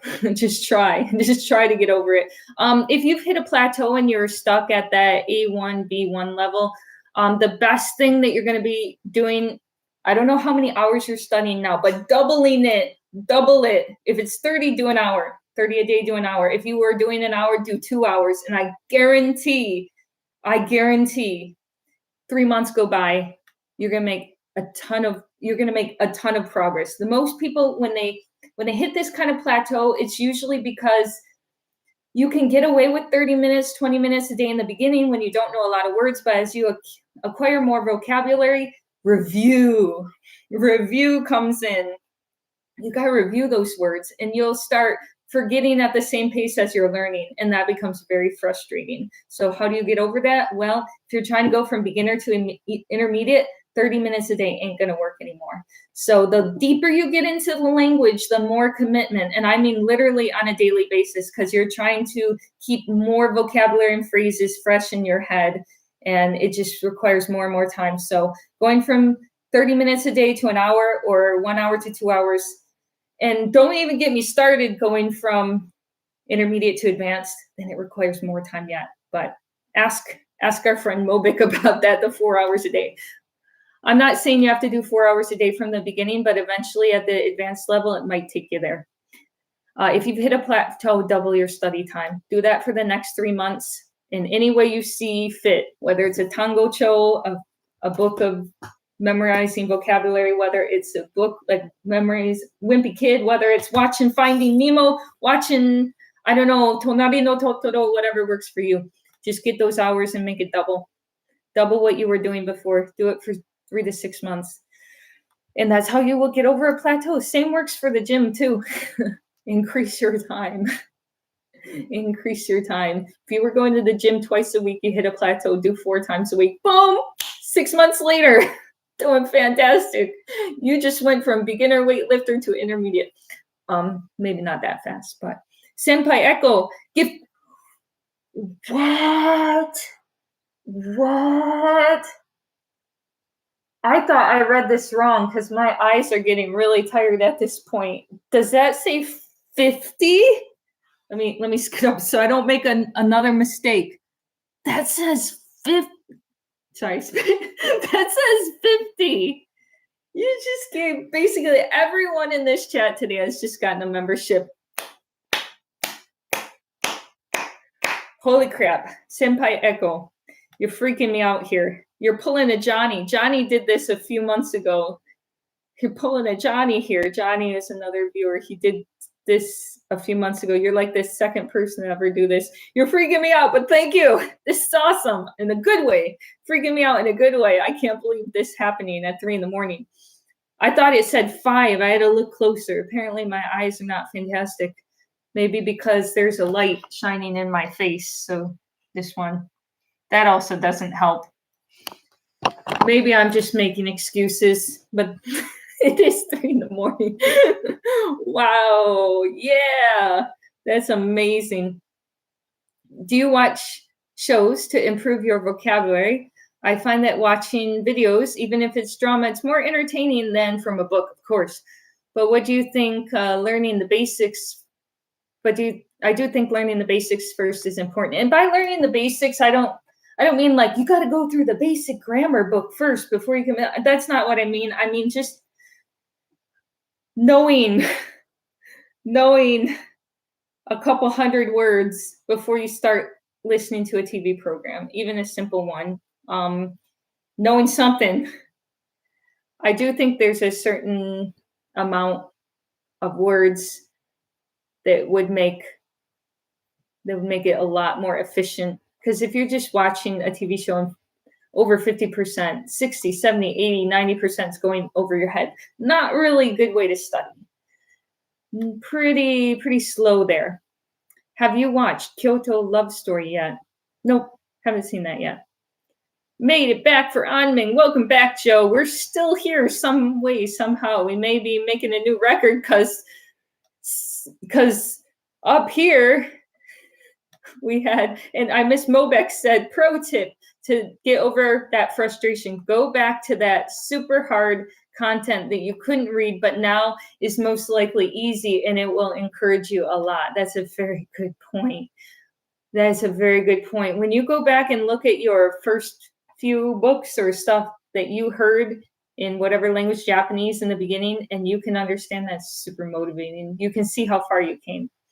That's very good advice. Something Holland. This is a Dutch test right now. Mr. Amigo, moi goten uit Holland. When you come into Holland, I don't know. I'm guessing what that says. I'm guessing. When am I going to Holland? I've been to Europe, but I haven't been to Holland yet. I should go. I should definitely go. Can't believe we're still here. Adam Walker said, I didn't get one yet. You didn't get the membership yet. Well, we have way more members than we had originally. So happy to hear that. If you had just become a member, go check out some of the Japanese videos we made. You're now a member. They're up there. There's we probably have 100 up there now in different levels. So, hey, enjoy it. I think they're pretty funny. That's the hardest part of making those videos. It's not teaching. It's not coming up with the content. It's entertaining people, because that's the hardest part of all. Making sure you're having fun and you're being entertained, and Tommy's being funny, I'm being funny, we're talking about something funny. It's the hardest part about making those lessons. I spent a lot of time just trying to make it funny. What does your first day of learning a language look like? Like I said earlier, I usually dip my feet in far before I actually commit to learning the language. So the first day is when I've officially said, here we go, 30 minutes a day, we're on the program. And Usually by that point, I've started with the Pimsleur program, and that's just the first stepping stone, right? I've now done that 4 times in a row with their program. But if you're like really day one, I'm probably looking around on YouTube to see how this language sounds. Kind of playing around with the vocabulary words. That's really how it starts. I first heard Vietnamese when I went there a few years ago, and I was shocked at how many words were similar to Chinese. Not a big surprise now because I know that Vietnam got their written system from China before they became colonized. So a lot of the vocabulary has kanji roots, and it sounds, you can hear the Chinese sounds, especially Cantonese, sounds a lot like Cantonese. Who do you recommend Pimsleur for? Someone who isn't a complete beginner? Well, it depends on the language because Vietnamese, they had 1 lesson. Not 1 lesson as in 1 pack. It was 30 lessons, 30 days. For Japanese, they have 5 months worth of material. So you might have learned Japanese for a couple months and you could start at the 2nd pack, the 3rd pack. You could skip it. You don't have to do it from level 1. You could start at level 3, 4, 5. That might be worth it. But if you already have a grasp on Japanese, then perhaps Pimsleur isn't the right thing to start for you. It might be that Japanese Pod 101. You might be ready to go straight to a tutor if you want to do that, or a language exchange partner. The reason that I do pay for a tutor, I know this has ruffled feathers like of people I've talked to before, and Discord specifically. You're paying for a tutor, but that's not realistic for, us normal everyday people. Well, I was a normal everyday people when I did start studying languages, and I did pay for a tutor, and it cost me a lot. That was a lot for me to take on. Like I probably made $1,500 a month. I kid you not. My salary was really low. $1,500 a month or less. And then I had to pay for food and stuff. I would pay $500 a month for my Japanese language school. So that was a big, big sacrifice for me. Maybe even less than $1,500 a month. And I still paid for it. So if there's a will, there's a way. But I believe in it that much. I was willing to pay a big price. It is possible. You got to make sacrifices. No going out to eat. I didn't go on any vacations all that time. Maybe once to Osaka. That was it. I paid the price. I paid the piper. I paid him his due. All right. Hey, I love your videos. If you have a second, I have a question. I hope you're doing well. What are your thoughts on Ajax? Talked about that earlier. And just finished learning hiragana, katakana. Yeah, that is such a YouTube thing because it started on YouTube. I'm quite familiar with it. I like the idea of, the name itself, all Japanese all the time, total immersion, completely making your everyday activities revolve around Japanese or your target language. Yeah, that's pretty much what I did.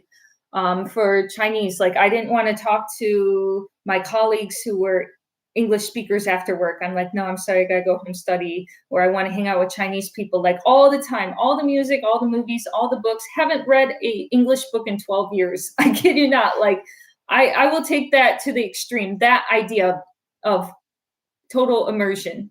And also in the classroom, having the teacher not speak any language but the language you're learning. Yeah, revolving your life around it. I want to listen to Japanese music or Chinese music, Korean music.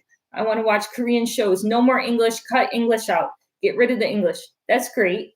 But at the same time, moving more into that method, which is super niche, super YouTube, and super connected to one of my friends. Yeah, I see a lot of flaws with it that I talked about earlier that perhaps you can get around, but it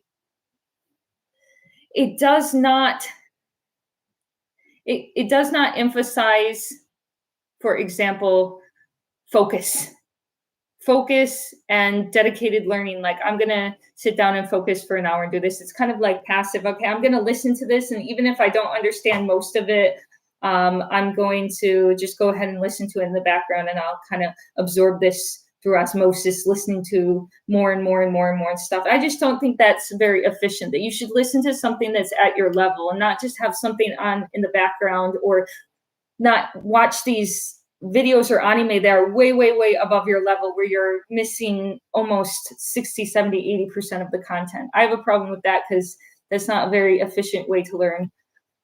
It's going to take you way more time. But I find that this is adopted by a lot of men, specifically adopted by men who are more on the tech side, more into YouTube. Obviously, YouTube is 70% men. And especially guys that don't like to talk to people, that are kind of, a lot of guys in tech as well, that like the idea of, I don't want to interact with humans, and I'm a little bit ADD, so I can't focus, and I got to learn it through the cartoons or whatever I like.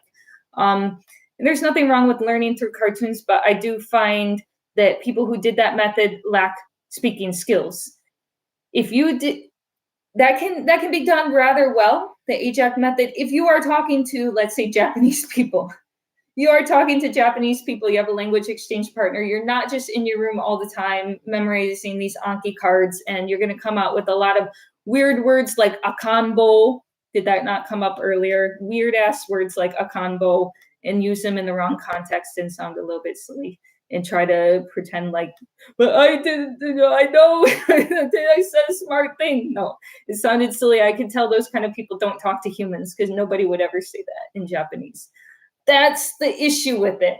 And more importantly, they tend to have issues forming their own sentences. Even my moderator in Discord, he went by that method. He can read quite well. He can read a book like this. He said he can't form sentences in Japanese because of this issue. He probably would have benefited if he had done everything he'd done, though I think it was that's a rather slow method. 10,000 hours versus Japanese should probably take you 2,200. Not my opinion. That's how the US State Department has ranked it. 2,200 hours to get proficient in Japanese. AJAC is talking about 5, 6, 7, or 10,000 hours. That's crazy. That's way more than you need. 10,000 hours of immersion. Crazy. How about 2,200 hours of more focused study? Let's not let our minds wander and be ADD. But maybe some people, that's going to be, I don't know, that's going to be the way they want to do it. But you're going to have to stop at Japanese, because you ain't going to have time for any other languages if you're doing it at that pace. But yeah, I think that guy who did use that method, he's Scott, my Discord moderator. Absolutely, he knows a lot of words, but I just feel sad that he can't talk. Maybe if he had found some more Japanese friends and done that method at the same time, he would have been better off. But he thought that alone was going to get him being able to speak. And it's like, no, you got to practice speaking to get good at speaking. You can't just totally only immerse and listen and watch. That's not, there's some overlap there, but it's not complete overlap. You do have to practice speaking. And I think that's something that method does not emphasize, when it really, really should. How are you still awake? I don't know. Oh my gosh. How am I still awake? I don't know. Somebody's giving me some power. This is crazy. This is getting crazy, though. It's really late. Yes, Natty the Nerd is in here. Natty the Nerd is cool. Oh, them damn introverted nerds and geeks. Not necessarily introverted nerds and geeks, but really people that lack focus. Little ADD. But hey, aren't we all little ADD? But some people are more ADD than others. And if you're a bit ADD, perhaps this is the only way you're going to be able to learn a language. I wouldn't say that I have complete focus. Times I don't want to study 3-4 hours a day. Sometimes I'm looking at my clock. Like when I was reading this book out loud, reading the Japanese part of it, it's half Korean, half Japanese. I was reading this out loud to practice pronunciation. I did it for 4 hours, and that was really freaking brutal for me. It's not like I can just sit down with master focus. Like, I get bored too. And then it's like, okay, time to grab a book and just read something or watch an anime. But when you're still a beginner and you can't like listen to some content that's going to entertain you without missing over 50% of it, then I can understand where you're like, you know, you want to reach for what you like, but you want to reach for the anime that's really outside your level, and you're looking up a lot of words, word by word, sentence minded, all this. That probably works better for people that are more intermediate. So I understand the temptation to just want to listen to what you want to listen to in Japanese. This is my ultimate goal, to understand this, so this is what I'm going to listen to. Yeah, but that is not a great place to start. And if you're just listening to something passively and boop, boop, boop, it's going one ear out the other, you're barely getting the meaning, then it is not good studying. Mobik said, you're so right. From last year, I could barely speak any words. I have tracked 80 real hours of speaking one-on-one, and my improvement has been crazy. See, you did half of it. You definitely did half of it with the Anki deck and what you were doing before with studying through listening. That is all important, but it doesn't transfer over to speaking directly. There's a little overlap, but you do have to speak to humans to get good at speaking to humans. And that's why I find that only immersion only without output, especially I'm triggered by the don't speak for 6 months thing, but that's a different issue. People saying that. Yeah, you do have to practice speaking, and immersion alone is not going to save you from becoming a mute. You're going to become a mute. You're not going to be able to talk if you don't talk to people. So do the Anki, do what you're doing, and talk to people. Boom. It's going to be the winning combination, but you could probably do it a little better if you focused a little more. You could probably do it a lot faster. Then you can do Chinese next. How many people do I know that do those methods and said they wanted to learn Chinese and didn't get anywhere with it? Well, I can think of one. But I won't say any names. Okay, that was Matt. No. What happened to his Chinese? Why didn't he ever get fluent in Chinese? Why don't you ask him? No, don't bother. He's disappeared. Anyway, Ninja Monkey is still here. Ninja Monkey, holding on to that. Thomas said, oh wait, my eyes trying to look. That's 90% of Japanese trying to do English. Yeah, they have that huge. Do you want to end up like what happens to Japanese and Chinese people? My many students over many years, they are constantly listening to English. They got TV. They've had books. They've had all the immersion. All my students had a lot of immersion, but they couldn't speak because they didn't have a chance to speak to people, or they didn't go out of their way to speak to people. They thought they could just do one thing and get good at something else. These are two different skills. You want to get good at talking to people, you got to talk to people. You want to get good at reading, you got to read books. You want to get good at listening to Japanese, listen to it. But that doesn't mean you're going to be good at speaking. That doesn't mean you can repeat automatically what you listen to. That's going to take some practice. You might do it a little faster if you're a good speaker, but you're still going to need to practice this speaking still. It's not going to come naturally. You're not gonna just open your mouth and blah, it just comes out amazing. That's a bunch of bull crap. And telling people don't speak for the first 6 months and then magically you're gonna be able to speak great because you listen so much. Does not happen that way. Been teaching languages for 10 years. I can tell you that does not happen that way. And using children as an example is also a very weak example. Well, kids do it. They just listen to the parents. Kids come out with very, very childish sounding English. I was one of them. I had a lisp when I was a kid. That had to be corrected out of me. And I'm sure I said a lot of words very cute. And so did my little sisters. And I remember that. They're actually quite young. My sisters are like 20 years younger than me. Yeah, a lot younger than me. And I got used to that little kid speak. So at 3 or 4 or 5 years old, they said the cutest things. It was wrong, but it's not like they came out sounding like an adult. It was like, I love you, big sister. It's like, yeah, perfect English. At 3, I love you, big sister. Big sister. Yeah, they call me sister. It's so cute. But yeah, that has to be polished out of kids over time. So they have to practice speaking as well. But it's quite cute. Kids come out with an international accent. No, kids come out with some funny sounding English, and you will come out with some funny sounding Japanese, no matter how much you listen to, unless you practice some speaking. Practice some speaking, for crying out loud, from the beginning. And that's what I got for you. All right, last couple questions. Show us your feet? Question. No, no, but you're welcome to ask. Oh my gosh, have you ever learned Thai? No, I only have so much time in the day, and I'm trying to motivate myself to learn. My goal is 3 to 4 hours a day, and I'm consistently not hitting that. I'll do like 6 hours one day, and I'll do nothing the next. I burn myself out. Or 4 hours, 5 hours one day, and then nothing the next. And when Nathan, my moderator, comes into town, I do nothing for days and days because we're filming. So, but can you speak Vietnamese? I'm learning a little. All right, a couple more. I know this has been a very long live stream. If anybody goes through and listens to this whole thing, God have mercy on your soul. But, if it was interesting to you, I think the only people that are going to listen to the whole thing are super fans or people that want to get back at me because I slightly disagreed about something with Ajax. It's not even, that's such a niche YouTube thing. But no, I see a lot of good points in there, especially that make your whole life about Japanese. And that's pretty much what I did with Chinese for sure. And to a lesser extent, I did that when I lived in Japan as well. I don't read English books anymore. I really did lighten up a lot, though, when I passed the HSK, because I was like, okay, now I can talk to English speakers again. I won't keep ignoring you guys. I will see an English movie. We can allow this. Now I've lightened up a lot.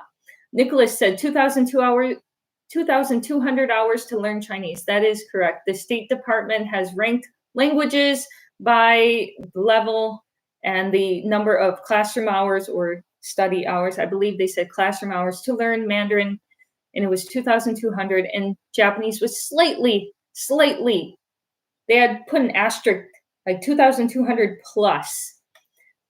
But that's about it, about 2,200. I've heard of people doing it in one level in a little less than 3 years, but 3 years is pretty fast if you want to go that far with it. But when you hear about anything longer than that, 5,000 hours, 10,000 hours, stuff that's really, it should not take that long. You could have done Chinese, Japanese, and Korean in that time.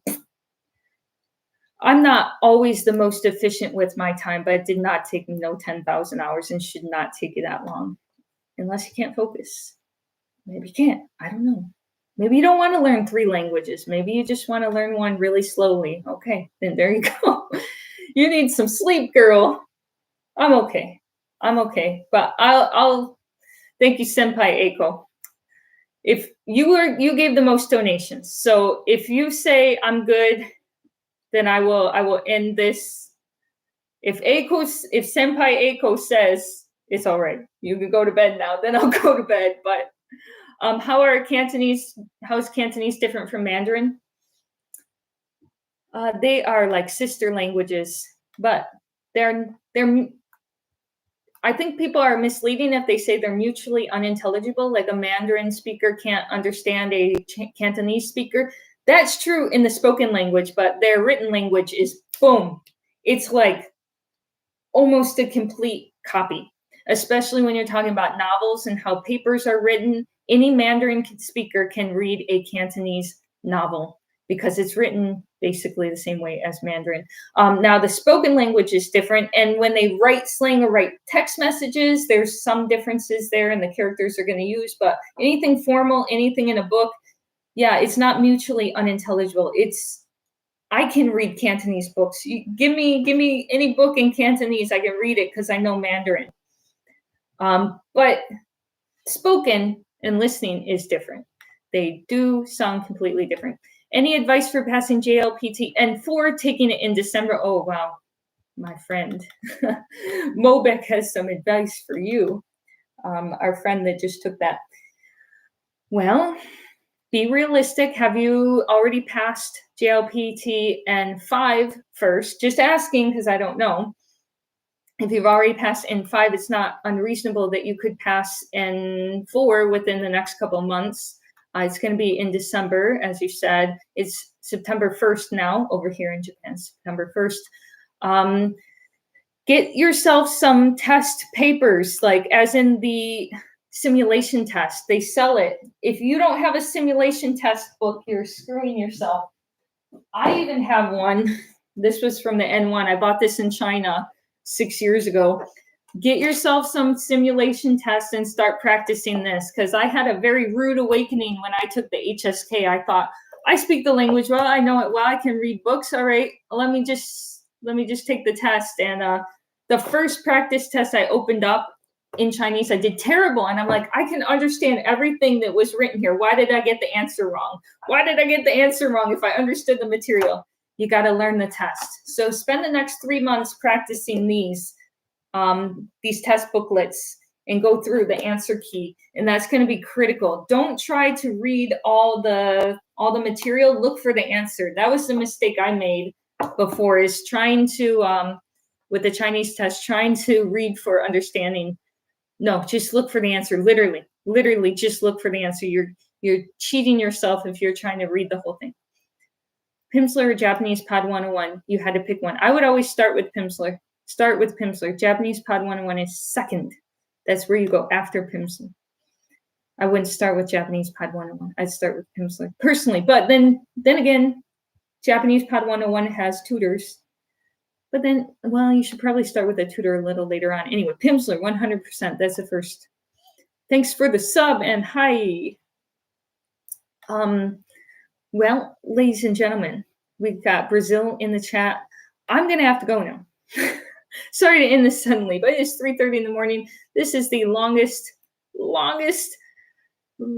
marathon live stream I have ever done. My eyes are tired. Forgive me. I'm going to start mixing English up now. And this light has been shining in my eyes for 3.5 hours straight. So I hope you're not offended. Maybe you're offended. Maybe I've offended people in the chat. If not, if I did, so be it. If I didn't, then I'll see you in the next one. All right, folks. How did it go with the Hebrew Pimsleur? I didn't use Hebrew for Pimsleur. I'm not learning Hebrew. How long ago did you use Pimsleur? I used it in 2015, and most recently with Cantonese. I finished it in December. They only had one lesson. Oyasumi, thank you. Thank you for everyone. Never offended. All right. Well, that's good. Matane. Okay. Thank you. Looking forward to a new video. Yeah, whenever that comes out. Don't forget Discord. Thank you for reminding me. Everyone who became a member today, I'm going to put that new Discord link in the YouTube community post right now. I'm not going to forget. Otsukare-sama deshita. Thank you, Tobias. Thank you so much. Oyasumi. Yeah, I need an oyasumi. Sleep well. Hit the like button. Good night. Good night, folks. See you in the next one. Maybe we'll do this more often, at least once a month, and maybe once a week. We'll consider it. You shall try to convince me. Oyasumi nasai. All right. Bye-bye.